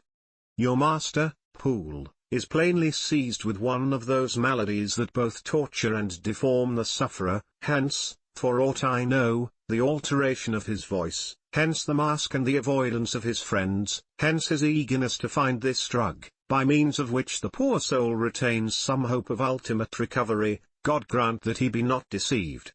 There is my explanation. It is sad enough, Poole, and appalling to consider, but it is plain and natural, hangs well together, and delivers us from all exorbitant alarms. Sir, said the butler, turning to a sort of mottled pallor, that thing was not my master, and there's the truth. My master here, he looked round him and began to whisper, is a tall, fine build of a man, and this was more of a dwarf. Utterson attempted to protest. Oh, sir, cried Poole, do you think I do not know my master after 20 years? Do you think I do not know where his head comes to in the cabinet door, where I saw him every morning of my life? No, sir, that thing in the mask was never Drive Jekyll, God knows what it was, but it was never Drive Jekyll, and it is the belief of my heart that there was murder done. Poole, replied the lawyer, if you say that, it will become my duty to make certain. Much as I desire to spare your master's feelings, much as I am puzzled by this note which seems to prove him to be still alive, I shall consider it my duty to break in that door. Ah, Mr. Utterson, that's talking, cried the butler. And now comes the second question, resumed Utterson, who is going to do it? Why, you and me, sir, was the undaunted reply. That's very well said, returned the lawyer, and whatever comes of it, I shall make it my business to see you are no loser. There is an axe in the theatre, continued Poole, and you might take the kitchen poker for yourself. The lawyer took that rude but weighty instrument into his hand, and balanced it. Do you know, Poole, he said, looking up, that you and I are about to place ourselves in a position of some peril? You may say so, sir, indeed, returned the butler. It is well, then, that we should be frank, said the other. We both think more than we have said, let us make a clean breast. This masked figure that you saw, did you recognize it? Well, sir, it went so quick, and the creature was so doubled up, that I could hardly swear to that, was the answer. But if you mean, was it Mr. Hyde? Why, yes, I think it was. You see, it was much of the same bigness, and it had the same quick, light way with it, and then who else could have got in by the laboratory door? You have not forgot, sir, that at the time of the murder he had still the key with him? But that's not all. I don't know, Mr. Utterson, if you ever met this Mr. Hyde? Yes, said the lawyer, I once spoke with him. Then you must know as well as the rest of us that there was something queer about that gentleman, something that gave a man a turn, I don't know rightly how to say it, sir, beyond this, that you felt in your marrow kind of cold and thin. I own I felt something of what you describe, said Mr. Utterson. Quite so, sir, returned Poole. Well, when that masked thing like a monkey jumped from among the chemicals and whipped into the cabinet, it went down my spine like ice.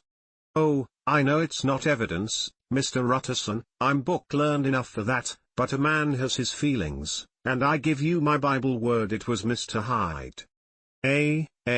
Said the lawyer. My fears inclined to the same point.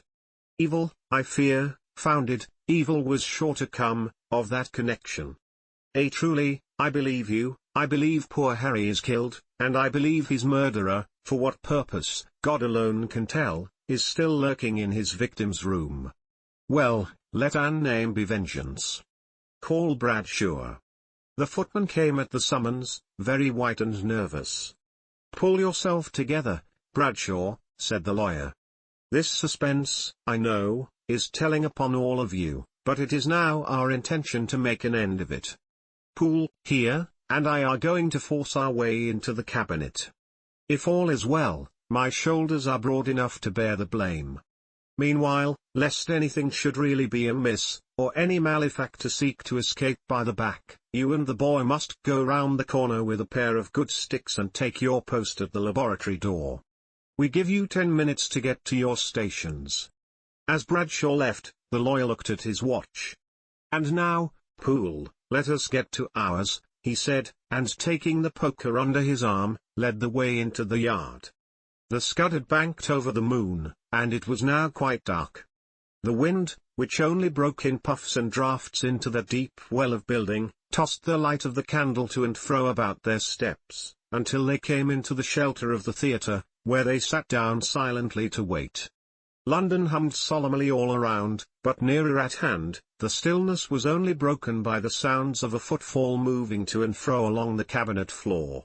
So it will walk all day, sir, whispered Poole, and the better part of the night. Only when a new sample comes from the chemist, there's a bit of a break. Ah, it's an ill conscience that's such an enemy to rest. Ah, sir, there's blood foully shed in every step of it. But hark again, a little closer, put your heart in your ears, Mr. Utterson, and tell me, is that the doctor's foot? The steps fell lightly and oddly, with a certain swing, for all they went so slowly, it was different indeed from the heavy creaking tread of Henry Jekyll. Utterson sighed. Is there never anything else? he asked. Poole nodded. Once, he said. Once I heard it weeping. Weeping? How that? Said the lawyer, conscious of a sudden chill of horror. Weeping like a woman or a lost soul, said the butler. I came away with that upon my heart, that I could have wept too. But now the 10 minutes drew to an end. Poole disinterred the axe from under a stack of packing straw, the candle was set upon the nearest table to light them to the attack, and they drew near with bated breath to where that patient foot was still going up and down, in the quiet of the night. Jekyll, cried Utterson, with a loud voice, I demand to see you. He paused a moment, but there came no reply. I give you fair warning, our suspicions are aroused, and I must and shall see you, he resumed, if not by fair means, then by foul, if not of your consent, then by brute force. Utterson, said the voice, for God's sake, have mercy. Ah, that's not Jekyll's voice, it's Hyde's, cried Utterson. Down with the door, Poole. Poole swung the axe over his shoulder, the blow shook the building, and the red baize door leapt against the lock and hinges. A dismal screech, as of mere animal terror, rang from the cabinet. Up went the axe again, and again the panels crashed and the frame bounded. 4 times the blow fell, but the wood was tough and the fittings were of excellent workmanship, and it was not until the 5th, that the lock burst and the wreck of the door fell inwards on the carpet. The besiegers, appalled by their own riot and the stillness that had succeeded, stood back a little and peered in. There lay the cabinet before their eyes in the quiet lamplight, a good fire glowing and chattering on the hearth, the kettle singing its thin strain, a drawer or two open, papers neatly set forth on the business table, and nearer the fire, the things laid out for tea, the quietest room, you would have said, and, but for the glazed presses full of chemicals, the most commonplace that night in London. Right in the middle there lay the body of a man sorely contorted and still twitching. They drew near on tiptoe, turned it on its back and beheld the face of Edward Hyde. He was dressed in clothes far too large for him, clothes of the doctor's bigness, the cords of his face still moved with a semblance of life, but life was quite gone, and by the crushed file in the hand and the strong smell of kernels that hung upon the air, Utterson knew that he was looking on the body of a self-destroyer. We have come too late, he said sternly, whether to save or punish. Hyde is gone to his account, and it only remains for us to find the body of your master. The far greater proportion of the building was occupied by the theatre, which filled almost the whole ground story and was lighted from above, and by the cabinet, which formed an upper story at one end and looked upon the court. A corridor joined the theatre to the door on the by-street, and with this the cabinet communicated separately by a second flight of stairs. There were besides a few dark closets and a spacious cellar. All these they now thoroughly examined. Each closet needed but a glance, for all were empty, and all, by the dust that fell from their doors, had stood long unopened. The cellar, indeed, was filled with crazy lumber, mostly dating from the times of the surgeon who was Jekyll's predecessor, but even as they opened the door they were advertised of the uselessness of further search, by the fall of a perfect mat of cobweb which had for years sealed up the entrance. Nowhere was there any trace of Henry Jekyll, dead or alive. Poole stamped on the flags of the corridor. He must be buried here, he said, hearkening to the sound. Or he may have fled, said Utterson, and he turned to examine the door in the by-street. It was locked, and lying nearby on the flags, they found the key, already stained with rust. This does not look like use, observed the lawyer. Use? Echoed Poole. Do you not see, sir, it is broken? Much as if a man had stamped on it. Continued Utterson, and the fractures, too, are rusty. The two men looked at each other with a scare. This is beyond me, Poole, said the lawyer. Let us go back to the cabinet. They mounted the stair in silence, and still with an occasional awe-struck glance at the dead body, proceeded more thoroughly to examine the contents of the cabinet. At one table, there were traces of chemical work, various measured heaps of some white salt being laid on glass saucers, as though for an experiment in which the unhappy man had been prevented. "That is the same drug that I was always bringing him," said Poole, and even as he spoke, the kettle with a startling noise boiled over. This brought them to the fireside, where the easy chair was drawn cosily up, and the tea things stood ready to the sitter's elbow, the very sugar in the cup. There were several books on a shelf, one lay beside the tea things open, and Utterson was amazed to find it a copy of a pious work, for which Jekyll had several times expressed a great esteem, annotated, in his own hand with startling blasphemies. Next, in the course of their review of the chamber, the searchers came to the cheval-glass, into whose depths they looked with an involuntary horror. But it was so turned as to show them nothing but the rosy glow playing on the roof, the fire sparkling in 100 repetitions along the glazed front of the presses, and their own pale and fearful countenances stooping to look in. "This glass has seen some strange things, sir," whispered Poole. "And surely none stranger than itself," echoed the lawyer in the same tones. For what did Jekyll? He caught himself up at the word with a start, and then conquering the weakness, what could Jekyll want with it? He said. "You may say that," said Poole. Next they turned to the business table. On the desk, among the neat array of papers, a large envelope was uppermost, and bore, in the doctor's hand, the name of Mr. Utterson.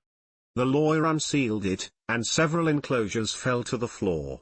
The first was a will, drawn in the same eccentric terms as the one which he had returned 6 months before, to serve as a testament in case of death and as a deed of gift in case of disappearance, but in place of the name of Edward Hyde, the lawyer, with indescribable amazement read the name of Gabriel John Utterson. He looked at Poole, and then back at the paper, and last of all at the dead malefactor stretched upon the carpet. "My head goes round," he said. "He has been all these days in possession, he had no cause to like me, he must have raged to see himself displaced, and he has not destroyed this document." He caught up the next paper. It was a brief note in the doctor's hand and dated at the top. "Oh, Poole!" the lawyer cried, "he was alive and here this day. He cannot have been disposed of in so short a space, he must be still alive, he must have fled. And then, why fled? And how? And in that case, can we venture to declare this suicide? Oh, we must be careful. I foresee that we may yet involve your master in some dire catastrophe." "Why don't you read it, sir?" asked Poole. "Because I fear," replied the lawyer solemnly. "God grant I have no cause for it."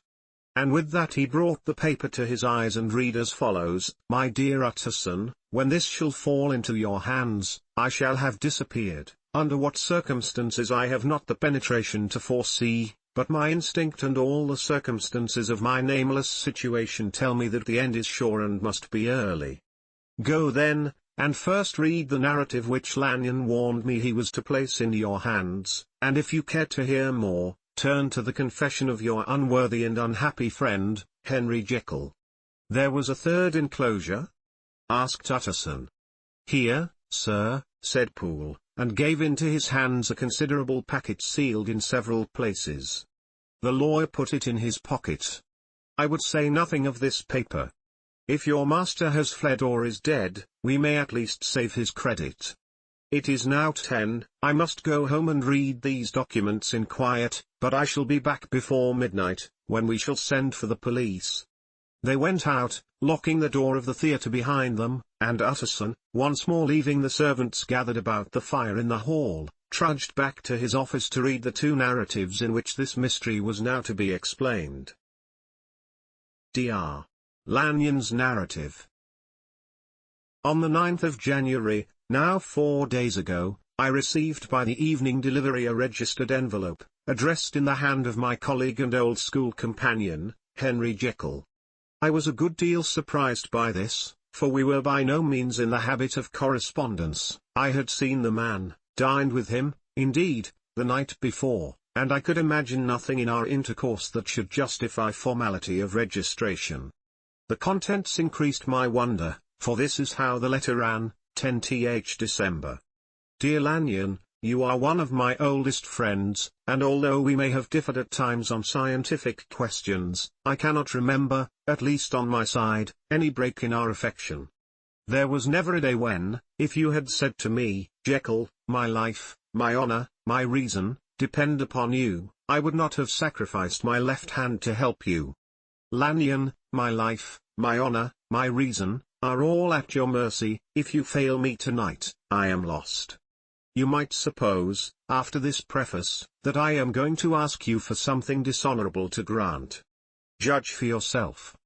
I want you to postpone all other engagements for tonight, even if you were summoned to the bedside of an emperor, to take a cab, unless your carriage should be actually at the door, and with this letter in your hand for consultation, to drive straight to my house. Poole, my butler, has his orders. You will find him waiting your arrival with a locksmith. The door of my cabinet is then to be forced, and you are to go in alone, to open the glazed press, letter E, on the left hand, breaking the lock if it be shut, and to draw out, underscore with all its contents as they stand, underscore, the fourth drawer from the top, or, which is the same thing, the third from the bottom. In my extreme distress of mind, I have a morbid fear of misdirecting you, but even if I am in error, you may know the right drawer by its contents, some powders, a file and a paper book. This drawer I beg of you to carry back with you to Cavendish Square exactly as it stands. That is the first part of the service. Now for the second. You should be back, if you set out at once on the receipt of this, long before midnight, but I will leave you that amount of margin, not only in the fear of one of those obstacles that can neither be prevented nor foreseen, but because an hour when your servants are in bed is to be preferred for what will then remain to do. At midnight, then, I have to ask you to be alone in your consulting room, to admit with your own hand into the house a man who will present himself in my name, and to place in his hands the drawer that you will have brought with you from my cabinet. Then you will have played your part and earned my gratitude completely. 5 minutes afterwards, if you insist upon an explanation, you will have understood that these arrangements are of capital importance, and that by the neglect of one of them, fantastic as they must appear, you might have charged your conscience with my death or the shipwreck of my reason. Confident as I am that you will not trifle with this appeal, my heart sinks and my hand trembles at the bare thought of such a possibility. Think of me at this hour, in a strange place, laboring under a blackness of distress that no fancy can exaggerate, and yet well aware that, if you will but punctually serve me, my troubles will roll away like a story that is told. Serve me, my dear Lanyon, and save your friend, H.J. P.S. I had already sealed this up when a fresh terror struck upon my soul. It is possible that the post office may fail me, and this letter not come into your hands until tomorrow morning. In that case, dear Lanyon, do my errand when it shall be most convenient for you in the course of the day, and once more expect my messenger at midnight.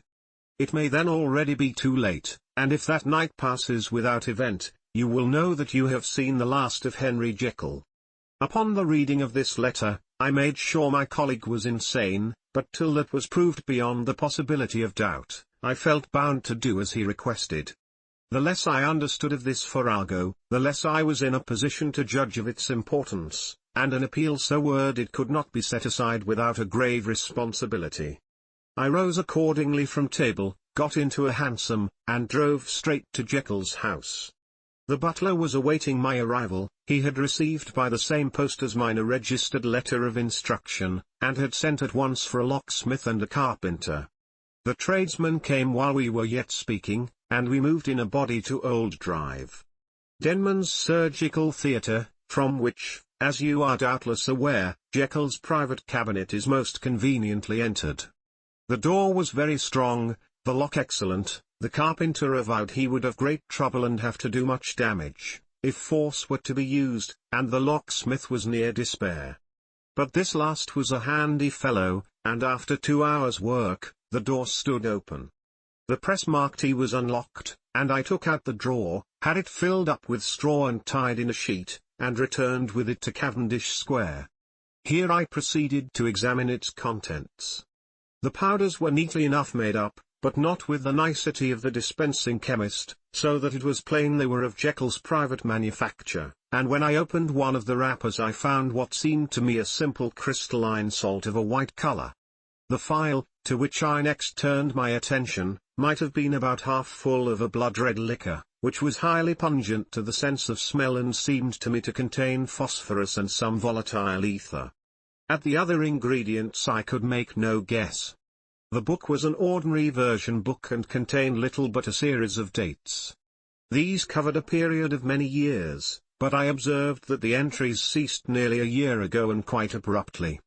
Here and there a brief remark was appended to a date, usually no more than a single word, double occurring perhaps 6 times in a total of several hundred entries, and once very early in the list and followed by several marks of exclamation, total failure. Exclamation mark. All this, though it whetted my curiosity, told me little that was definite. Here were a phial of some salt, and the record of a series of experiments that had led, like too many of Jekyll's investigations, to no end of practical usefulness. How could the presence of these articles in my house affect either the honor, the sanity, or the life of my flighty colleague? If his messenger could go to one place, why could he not go to another? And even granting some impediment, why was this gentleman to be received by me in secret? The more I reflected, the more convinced I grew that I was dealing with a case of cerebral disease, and though I dismissed my servants to bed, I loaded an old revolver, that I might be found in some posture of self-defense. 12 o'clock had scarce rung out over London, ere the knocker sounded very gently on the door. I went myself at the summons, and found a small man crouching against the pillars of the portico. "Are you come from drive, Jekyll?" I asked. He told me yes by a constrained gesture, and when I had bidden him enter, he did not obey me without a searching backward glance into the darkness of the square. There was a policeman not far off, advancing with his bull's eye open, and at the sight, I thought my visitor started and made greater haste. These particulars struck me, I confess, disagreeably, and as I followed him into the bright light of the consulting room, I kept my hand ready on my weapon. Here, at last, I had a chance of clearly seeing him. I had never set eyes on him before, so much was certain. He was small, as I have said. I was struck besides with the shocking expression of his face, with his remarkable combination of great muscular activity and great apparent debility of constitution, and, last but not least, with the odd, subjective disturbance caused by his neighborhood. This bore some resemblance to incipient rigor, and was accompanied by a marked sinking of the pulse. At the time, I set it down to some idiosyncratic, personal distaste, and merely wondered at the acuteness of the symptoms, but I have since had reason to believe the cause to lie much deeper in the nature of man, and to turn on some nobler hinge than the principle of hatred. This person, who had thus, from the first moment of his entrance, struck in me what I can only describe as a disgustful curiosity, was dressed in a fashion that would have made an ordinary person laughable. His clothes, that is to say, although they were of rich and sober fabric, were enormously too large for him in every measurement, the trousers hanging on his legs and rolled up to keep them from the ground, the waist of the coat below his haunches, and the collar sprawling wide upon his shoulders. Strange to relate, this ludicrous accoutrement was far from moving me to laughter. Rather, as there was something abnormal and misbegotten in the very essence of the creature that now faced me, something seizing, surprising and revolting, this fresh disparity seemed but to fit in with and to reinforce it, so that to my interest in the man's nature and character, there was added a curiosity as to his origin, his life, his fortune and status in the world. These observations, though they have taken so great a space to be set down in, were yet the work of a few seconds. My visitor was, indeed, on fire with sombre excitement. "Have you got it?" he cried. "Have you got it?" And so lively was his impatience that he even laid his hand upon my arm and sought to shake me. I put him back, conscious at his touch of a certain icy pang along my blood. "Come, sir," said I. "You forget that I have not yet the pleasure of your acquaintance. Be seated, if you please." And I showed him an example, and sat down myself in my customary seat and with as fair an imitation of my ordinary manner to a patient, as the lateness of the hour, the nature of my preoccupations, and the horror I had of my visitor, would suffer me to muster. "I beg your pardon, drive. Lanyon, he replied civilly enough. What you say is very well founded, and my impatience has shown its heels to my politeness. I come here at the instance of your colleague, Drive. Henry Jekyll, on a piece of business of some moment, and I understood. He paused and put his hand to his throat, and I could see, in spite of his collected manner, that he was wrestling against the approaches of the hysteria. I understood, a draw. But here I took pity on my visitor's suspense, and some perhaps on my own growing curiosity. There it is, sir, said I, pointing to the drawer, where it lay on the floor behind a table and still covered with the sheet. He sprang to it, and then paused, and laid his hand upon his heart. I could hear his teeth grate with the convulsive action of his jaws, and his face was so ghastly to see that I grew alarmed both for his life and reason. Compose yourself, said I. He turned a dreadful smile to me, and as if with the decision of despair, plucked away the sheet. At sight of the contents, he uttered one loud sob of such immense relief that I sat petrified. And the next moment, in a voice that was already fairly well under control, "Have you a graduated glass?" he asked. I rose from my place with something of an effort and gave him what he asked. He thanked me with a smiling nod, measured out a few minims of the red tincture and added one of the powders.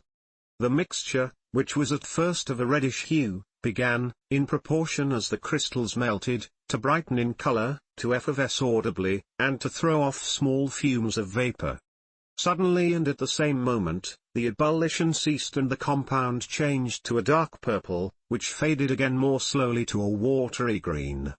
My visitor, who had watched these metamorphoses with a keen eye, smiled, set down the glass upon the table, and then turned and looked upon me with an air of scrutiny. "And now," said he, "to settle what remains. Will you be wise? Will you be guided? Will you suffer me to take this glass in my hand and to go forth from your house without further parley? Or has the greed of curiosity too much command of you? Think before you answer, for it shall be done as you decide.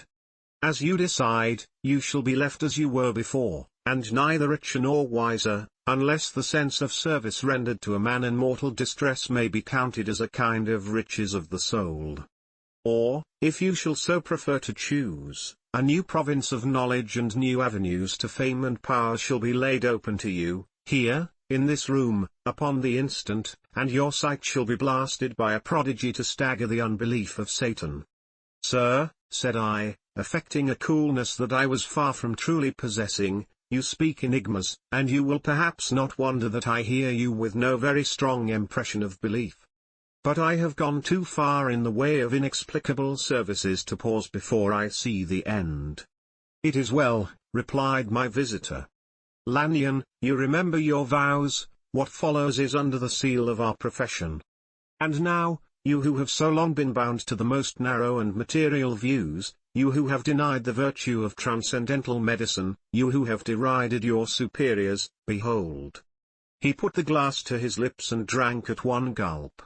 A cry followed, he reeled, staggered, clutched at the table and held on, staring with injected eyes, gasping with open mouth, and as I looked there came, I thought, a change. He seemed to swell, his face became suddenly black and the features seemed to melt and alter, and the next moment, I had sprung to my feet and leapt back against the wall, my arms raised to shield me from that prodigy, my mind submerged in terror.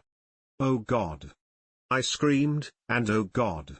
again and again, for there before my eyes, pale and shaken, and half fainting, and groping before him with his hands, like a man restored from death, there stood Henry Jekyll.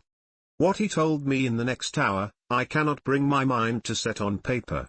I saw what I saw, I heard what I heard, and my soul sickened at it, and yet now when that sight has faded from my eyes, I ask myself if I believe it, and I cannot answer.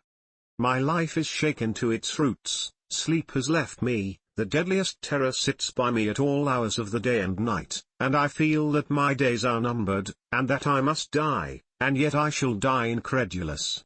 As for the moral turpitude that man unveiled to me, even with tears of penitence, I cannot, even in memory, dwell on it without a start of horror.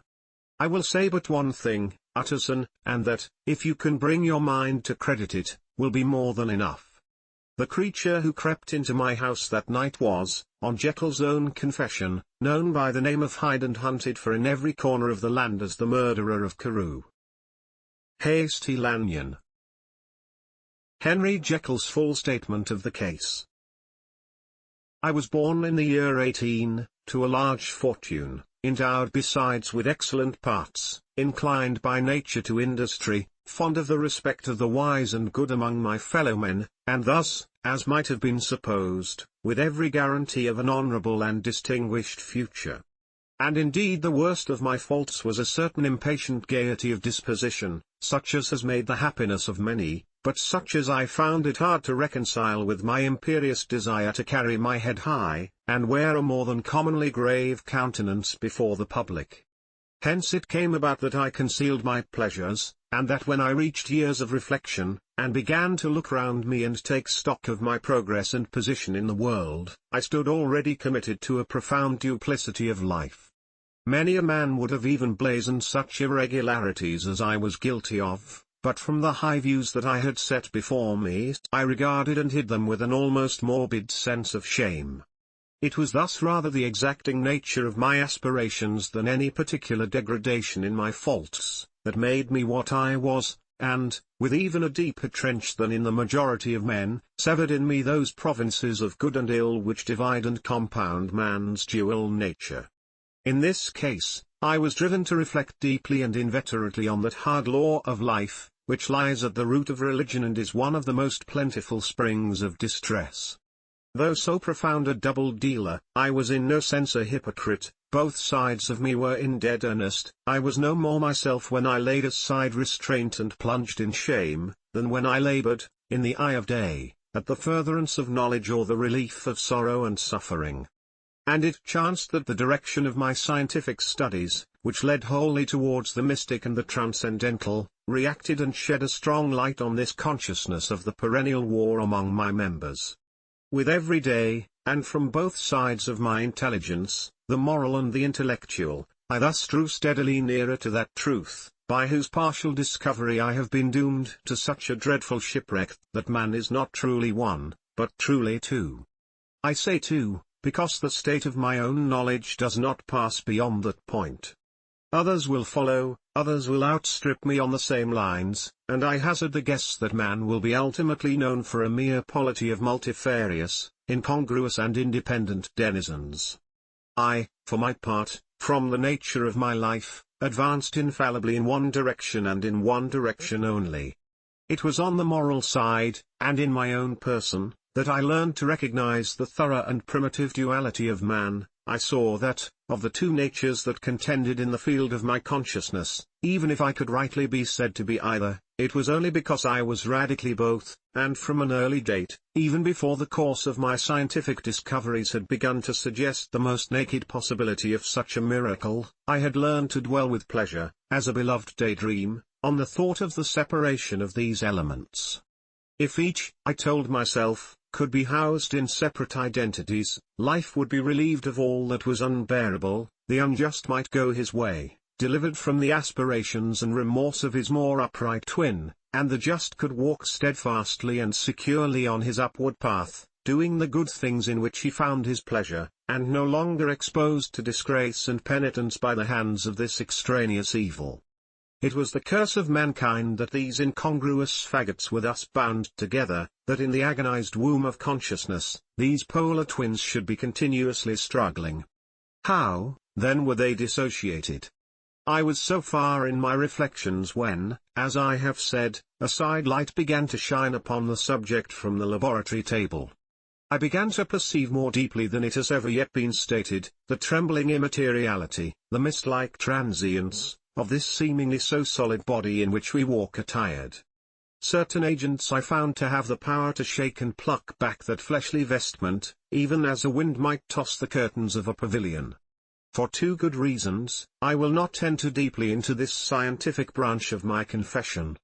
First, because I have been made to learn that the doom and burden of our life is bound forever on man's shoulders, and when the attempt is made to cast it off, it but returns upon us with more unfamiliar and more awful pressure. Second, because, as my narrative will make, alas, too evident, my discoveries were incomplete. Enough then, that I not only recognized my natural body from the mere aura and effulgence of certain of the powers that made up my spirit, but managed to compound a drug by which these powers should be dethroned from their supremacy, and a second form and countenance substituted, none the less natural to me because they were the expression, and bore the stamp of lower elements in my soul. I hesitated long before I put this theory to the test of practice. I knew well that I risked death, for any drug that so potently controlled and shook the very fortress of identity, might, by the least scruple of an overdose or at the least inopportunity in the moment of exhibition, utterly blot out that immaterial tabernacle which I looked to it to change. But the temptation of a discovery so singular and profound at last overcame the suggestions of alarm. I had long since prepared my tincture. I purchased at once, from a firm of wholesale chemists, a large quantity of a particular salt which I knew, from my experiments, to be the last ingredient required, and late one accursed night, I compounded the elements, watched them boil and smoke together in the glass, and when the ebullition had subsided, with a strong glow of courage, drank off the potion. The most racking pangs succeeded, a grinding in the bones, deadly nausea, and a horror of the spirit that cannot be exceeded at the hour of birth or death. Then these agonies began swiftly to subside, and I came to myself as if out of a great sickness. There was something strange in my sensations, something indescribably new and, from its very novelty, incredibly sweet. I felt younger, lighter, happier in body. Within I was conscious of a heady recklessness, a current of disordered sensual images running like a mill race in my fancy, a solution of the bonds of obligation, an unknown but not an innocent freedom of the soul. I knew myself, at the first breath of this new life, to be more wicked, tenfold more wicked, sold a slave to my original evil, and the thought, in that moment, braced and delighted me like wine. I stretched out my hands, exulting in the freshness of these sensations, and in the act, I was suddenly aware that I had lost in stature. There was no mirror, at that date, in my room. That which stands beside me as I write, was brought there later on and for the very purpose of these transformations. The night, however, was far gone into the morning. The morning, black as it was nearly ripe for the conception of the day. The inmates of my house were locked in the most rigorous hours of slumber, and I determined, flushed as I was with hope and triumph, to venture in my new shape as far as to my bedroom. I crossed the yard, wherein the constellations looked down upon me. I could have thought, with wonder, the first creature of that sort that their unsleeping vigilance had yet disclosed to them. I stole through the corridors, a stranger in my own house, and coming to my room, I saw for the first time the appearance of Edward Hyde. I must here speak by theory alone, saying not that which I know, but that which I suppose to be most probable.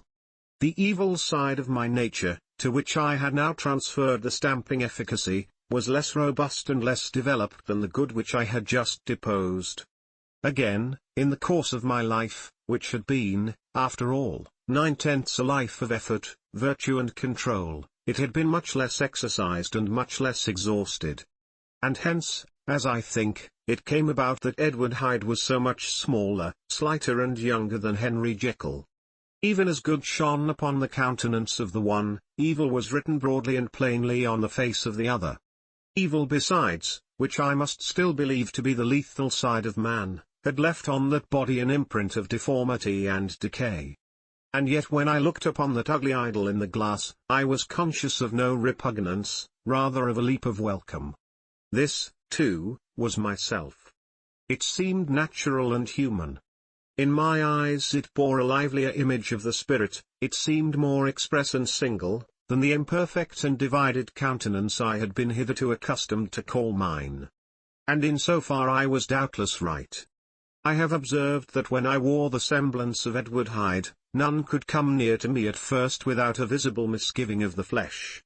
This, as I take it, was because all human beings, as we meet them, are commingled out of good and evil, and Edward Hyde, alone in the ranks of mankind, was pure evil.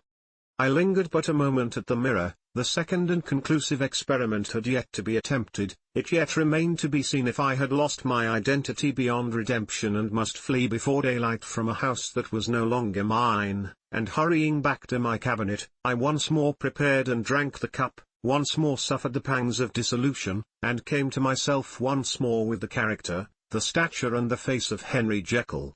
That night I had come to the fatal crossroads. Had I approached my discovery in a more noble spirit, had I risked the experiment while under the empire of generous or pious aspirations, all must have been otherwise, and from these agonies of death and birth, I had come forth an angel instead of a fiend. The drug had no discriminating action, it was neither diabolical nor divine, it but shook the doors of the prison house of my disposition, and like the captives of Philippi, that which stood within ran forth. At that time my virtue slumbered, my evil, kept awake by ambition, was alert and swift to seize the occasion, and the thing that was projected was Edward Hyde. Hence, although I had now two characters as well as two appearances, one was wholly evil, and the other was still the old Henry Jekyll, that incongruous compound of whose reformation and improvement I had already learned to despair. The movement was thus wholly toward the worse. Even at that time, I had not conquered my aversions to the dryness of a life of study.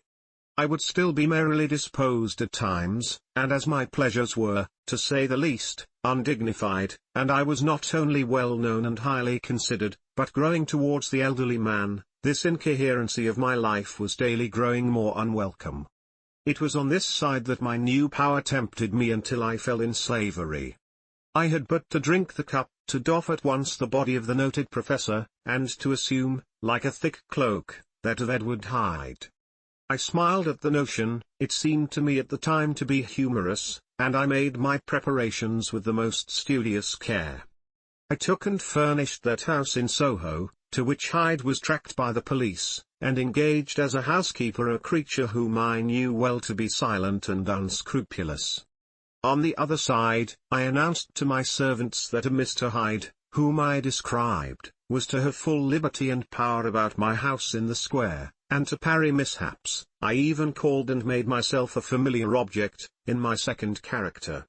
I next drew up that will to which you so much objected, so that if anything befell me in the person of Jekyll, I could enter on that of Edward Hyde without pecuniary loss.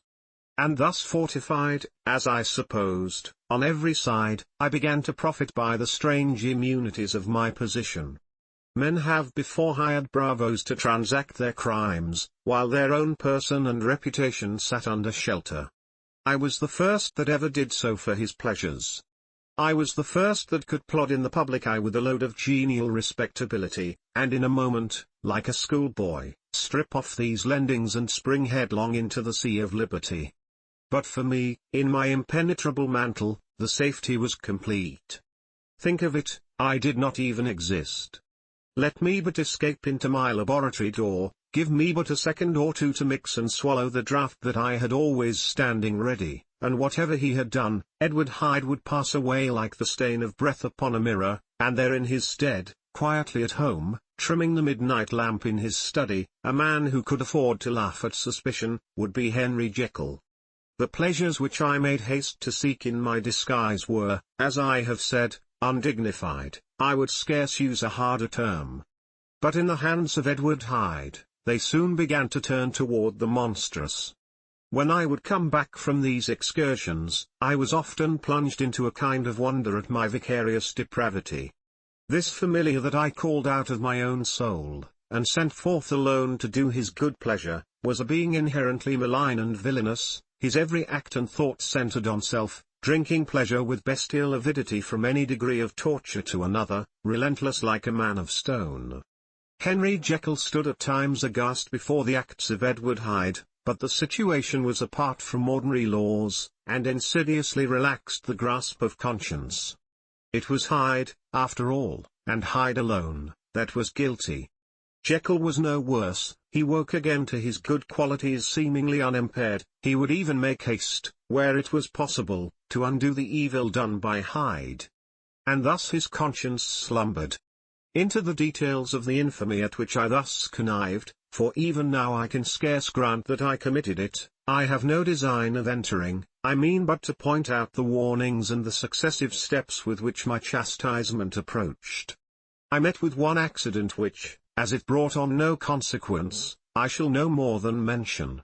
An act of cruelty to a child aroused against me the anger of a passer-by, whom I recognized the other day in the person of your kinsman. The doctor and the child's family joined him. There were moments when I feared for my life, and at last, in order to pacify their too just resentment, Edward Hyde had to bring them to the door, and pay them in a cheque drawn in the name of Henry Jekyll.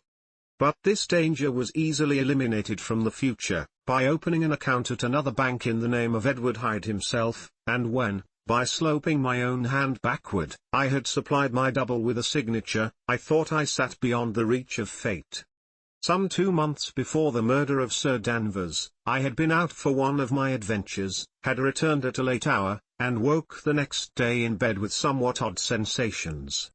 It was in vain I looked about me, in vain I saw the decent furniture and tall proportions of my room in the square, in vain that I recognized the pattern of the bed curtains and the design of the mahogany frame. Something still kept insisting that I was not where I was, that I had not wakened where I seemed to be, but in the little room in Soho where I was accustomed to sleep in the body of Edward Hyde. I smiled to myself, and in my psychological way, began lazily to inquire into the elements of this illusion, occasionally, even as I did so, dropping back into a comfortable morning doze. I was still so engaged when, in one of my more wakeful moments, my eyes fell upon my hand. Now the hand of Henry Jekyll, as you have often remarked, was professional in shape and size. It was large, firm, white and comely. But the hand which I now saw, clearly enough, in the yellow light of a mid-London morning, lying half shut on the bedclothes, was lean, corded, knuckly, of a dusky pallor and thickly shaded with a swart growth of hair. It was the hand of Edward Hyde. I must have stared upon it for near half a minute, sunk as I was in the mere stupidity of wonder, before terror woke up in my breast as sudden and startling as the crash of cymbals, and bounding from my bed I rushed to the mirror. At the sight that met my eyes, my blood was changed into something exquisitely thin and icy. Yes, I had gone to bed Henry Jekyll, I had awakened Edward Hyde. How was this to be explained?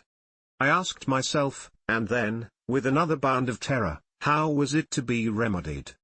It was well on in the morning, the servants were up, all my drugs were in the cabinet, a long journey down 2 pairs of stairs, through the back passage, across the open court and through the anatomical theatre, from where I was then standing horror-struck.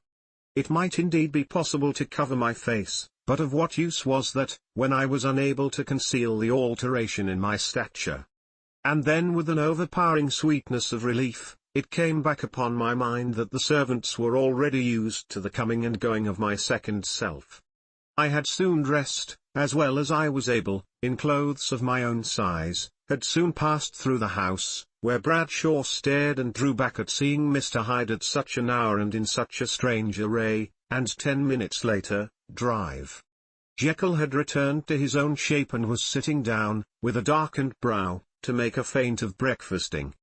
Small indeed was my appetite. This inexplicable incident, this reversal of my previous experience, seemed, like the Babylonian finger on the wall, to be spelling out the letters of my judgment, and I began to reflect more seriously than ever before on the issues and possibilities of my double existence.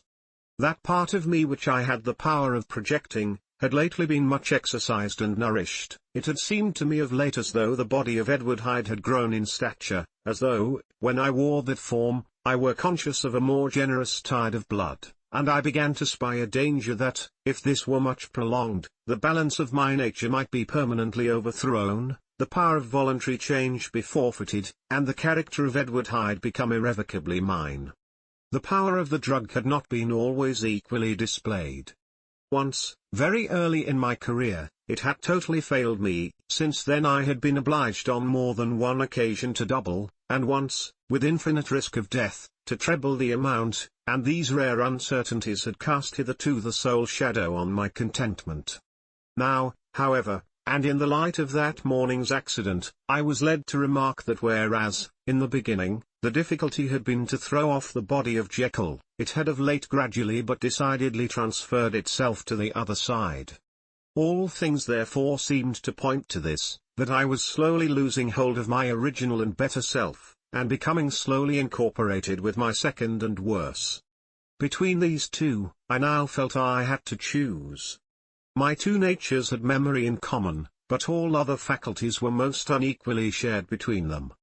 Jekyll, who was composite, now with the most sensitive apprehensions, now with the greedy gusto, projected and shared in the pleasures and adventures of Hyde, but Hyde was indifferent to Jekyll, or but remembered him as the mountain bandit remembers the cavern in which he conceals himself from pursuit. Jekyll had more than a father's interest, Hyde had more than a son's indifference. To cast in my lot with Jekyll, was to die to those appetites which I had long secretly indulged and had of late begun to pamper. To cast it in with Hyde, was to die to 1,000 interests and aspirations, and to become, at a blow and forever, despised and friendless.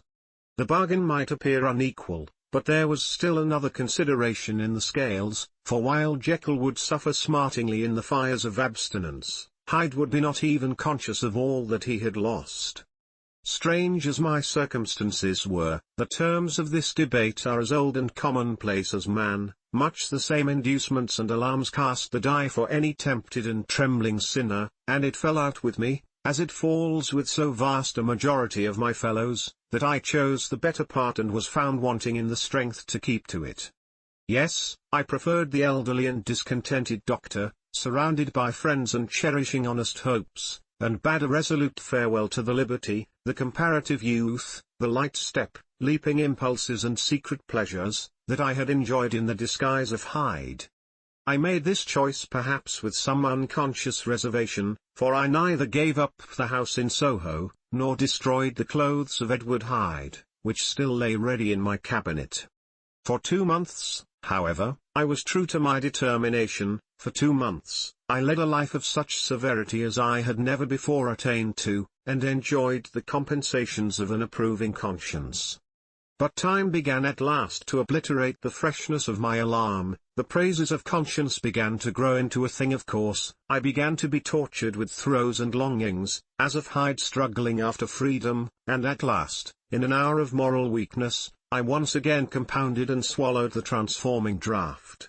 I do not suppose that, when a drunkard reasons with himself upon his vice, he is once out of 500 times affected by the dangers that he runs through his brutish, physical insensibility. Neither had I, long as I had considered my position, made enough allowance for the complete moral insensibility and insensate readiness to evil, which were the leading characters of Edward Hyde. Yet it was by these that I was punished. My devil had been long caged, he came out roaring. I was conscious, even when I took the draught, of a more unbridled, a more furious propensity to ill.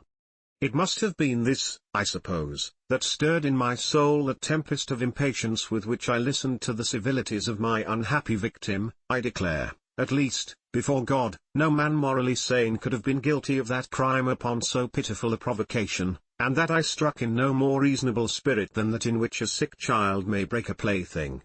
But I had voluntarily stripped myself of all those balancing instincts by which even the worst of us continues to walk with some degree of steadiness among temptations, and in my case, to be tempted, however slightly, was to fall. Instantly the spirit of hell awoke in me and raged. With a transport of glee, I mauled the unresisting body, tasting delight from every blow, and it was not till weariness had begun to succeed, that I was suddenly, in the top fit of my delirium, struck through the heart by a cold thrill of terror. A mist dispersed, I saw my life to be forfeit, and fled from the scene of these excesses, at once glorying and trembling, my lust of evil gratified and stimulated, my love of life screwed to the topmost peg. I ran to the house in Soho, and, to make assurance doubly sure, destroyed my papers. Thence I set out through the lamplit streets, in the same divided ecstasy of mind, gloating on my crime, light-headedly devising others in the future, and yet still hastening and still hearkening in my wake for the steps of the avenger. Hyde had a song upon his lips as he compounded the draught, and as he drank it, pledged the dead man. The pangs of transformation had not done tearing him, before Henry Jekyll, with streaming tears of gratitude and remorse, had fallen upon his knees and lifted his clasped hands to God. The veil of self-indulgence was rent from head to foot. I saw my life as a whole. I followed it up from the days of childhood, when I had walked with my father's hand, and through the self-denying toils of my professional life, to arrive again and again, with the same sense of unreality, at the damned horrors of the evening. I could have screamed aloud. I sought with tears and prayers to smother down the crowd of hideous images and sounds with which my memory swarmed against me, and still, between the petitions, the ugly face of my iniquity stared into my soul. As the acuteness of this remorse began to die away, it was succeeded by a sense of joy. The problem of my conduct was solved. Hyde was thenceforth impossible, whether I would or not. I was now confined to the better part of my existence, and oh, how I rejoiced to think of it. With what willing humility I embraced anew the restrictions of natural life. With what sincere enunciation I locked the door by which I had so often gone and come, and ground the key under my heel. The next day, came the news that the murder had been overlooked, that the guilt of Hyde was patent to the world, and that the victim was a man high in public estimation. It was not only a crime, it had been a tragic folly. I think I was glad to know it. I think I was glad to have my better impulses thus buttressed and guarded by the terrors of the scaffold. Jekyll was now my city of refuge. Let but Hyde peep out an instant, and the hands of all men would be raised to take and slay him. I resolved in my future conduct to redeem the past, and I can say with honesty that my resolve was fruitful of some good. You know yourself how earnestly, in the last months of the last year, I labored to relieve suffering. You know that much was done for others, and that the days passed quietly, almost happily for myself. Nor can I truly say that I wearied of this beneficent and innocent life. I think instead that I daily enjoyed it more completely, but I was still cursed with my duality of purpose, and as the first edge of my penitence wore off, the lower side of me, so long indulged, so recently chained down, began to growl for license. Not that I dreamed of resuscitating Hyde. The bare idea of that would startle me to frenzy. No, it was in my own person that I was once more tempted to trifle with my conscience, and it was as an ordinary secret sinner that I at last fell before the assaults of temptation. There comes an end to all things, the most capacious measure is filled at last, and this brief condescension to my evil finally destroyed the balance of my soul. And yet I was not alarmed. The fall seemed natural, like a return to the old days before I had made my discovery. It was a fine, clear, January day, wet underfoot where the frost had melted, but cloudless overhead, and the Regent's Park was full of winter chirrupings and sweet with spring odours. I sat in the sun on a bench, the animal within me licking the chops of memory, the spiritual side a little drowsed, promising subsequent penitence, but not yet moved to begin. After all, I reflected, I was like my neighbors, and then I smiled, comparing myself with other men, comparing my active goodwill with the lazy cruelty of their neglect. And at the very moment of that vainglorious thought, a qualm came over me, a horrid nausea and the most deadly shuddering. These passed away, and left me faint, and then as in its turn faintness subsided, I began to be aware of a change in the temper of my thoughts, a greater boldness, a contempt of danger, a solution of the bonds of obligation.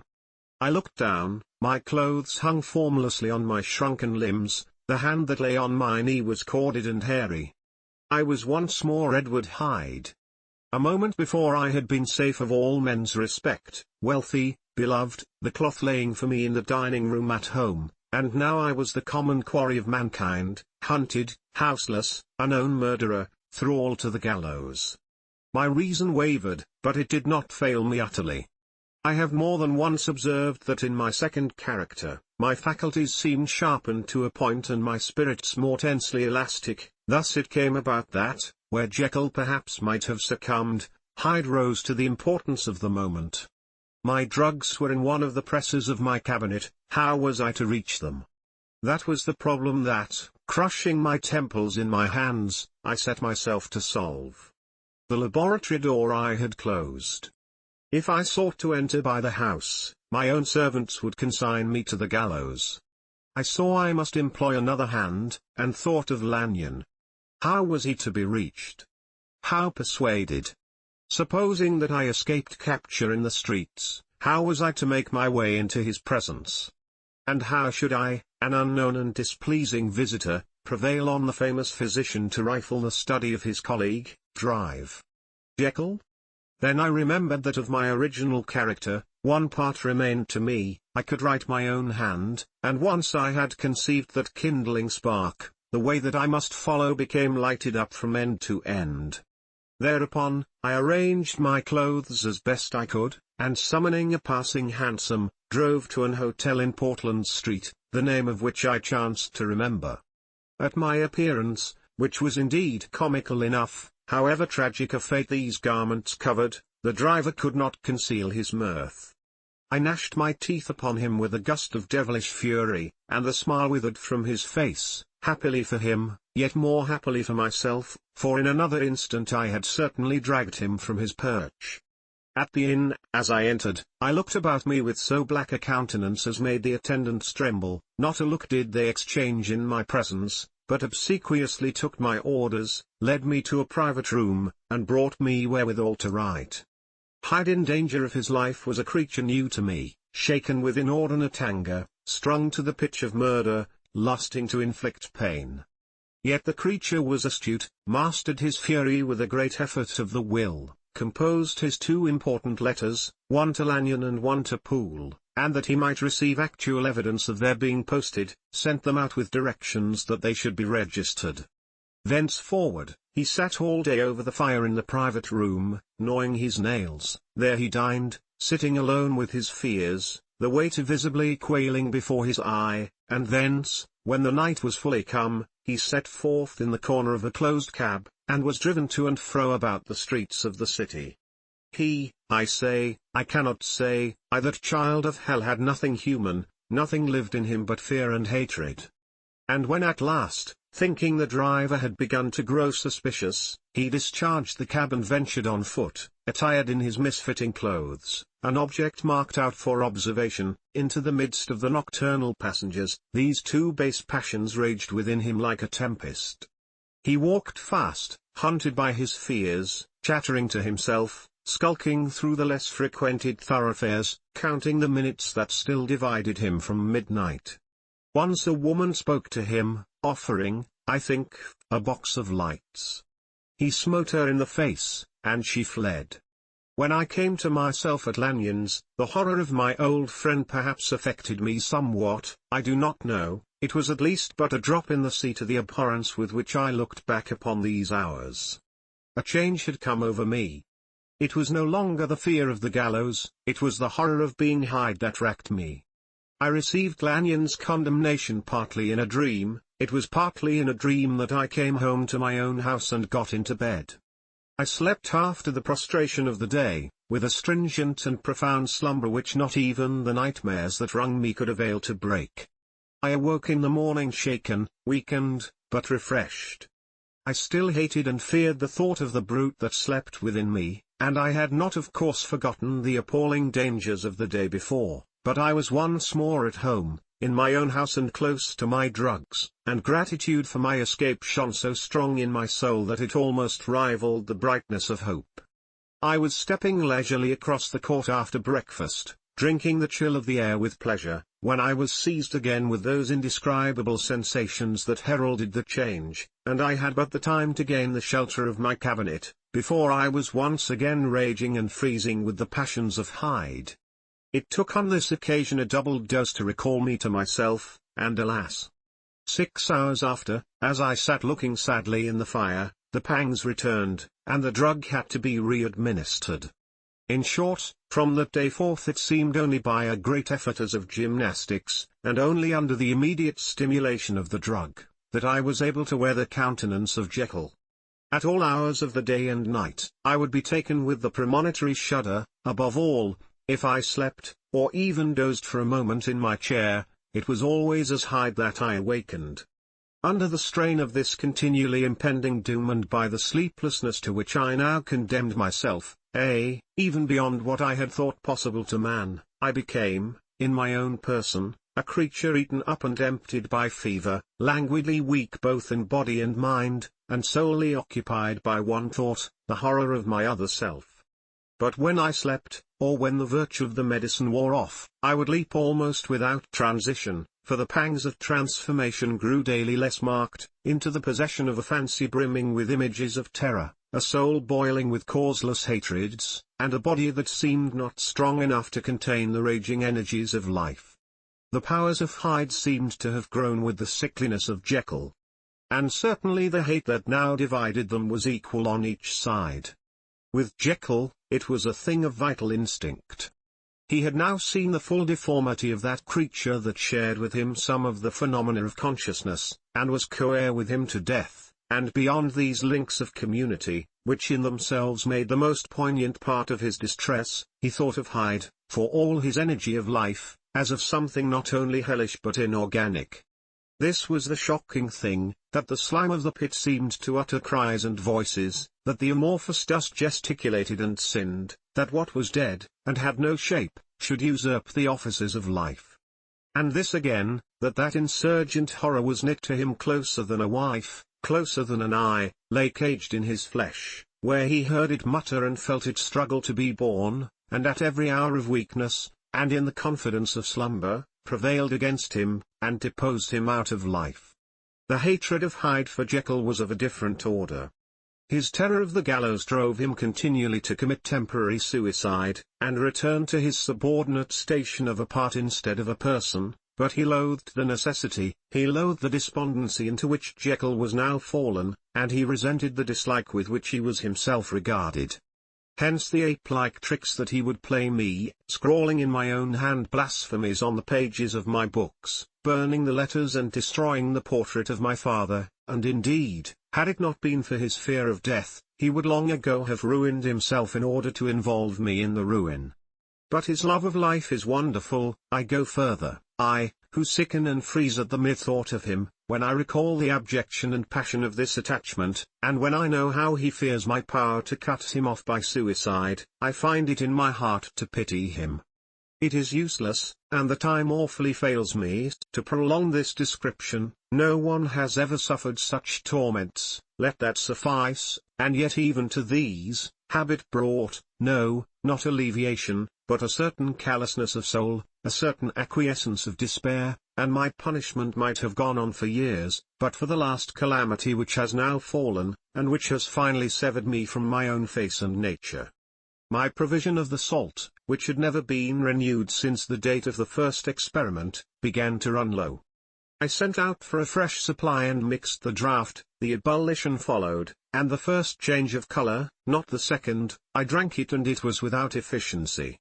You will learn from Poole how I have had London ransacked, it was in vain, and I am now persuaded that my first supply was impure, and that it was that unknown impurity which lent efficacy to the draught. About a week has passed, and I am now finishing this statement under the influence of the last of the old powders. This, then, is the last time, short of a miracle, that Henry Jekyll can think his own thoughts or see his own face, now how sadly altered. In the glass. Nor must I delay too long to bring my writing to an end, for if my narrative has hitherto escaped destruction, it has been by a combination of great prudence and great good luck.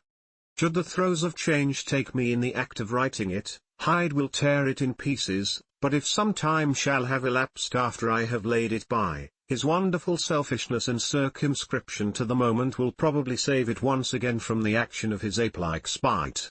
And indeed the doom that is closing on us both has already changed and crushed him.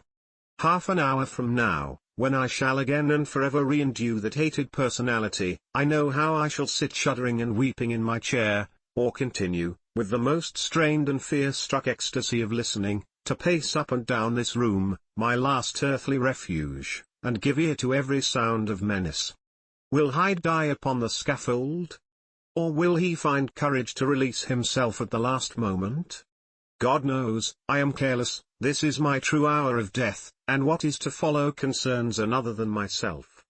Here then, as I lay down the pen and proceed to seal up my confession, I bring the life of that unhappy Henry Jekyll to an end.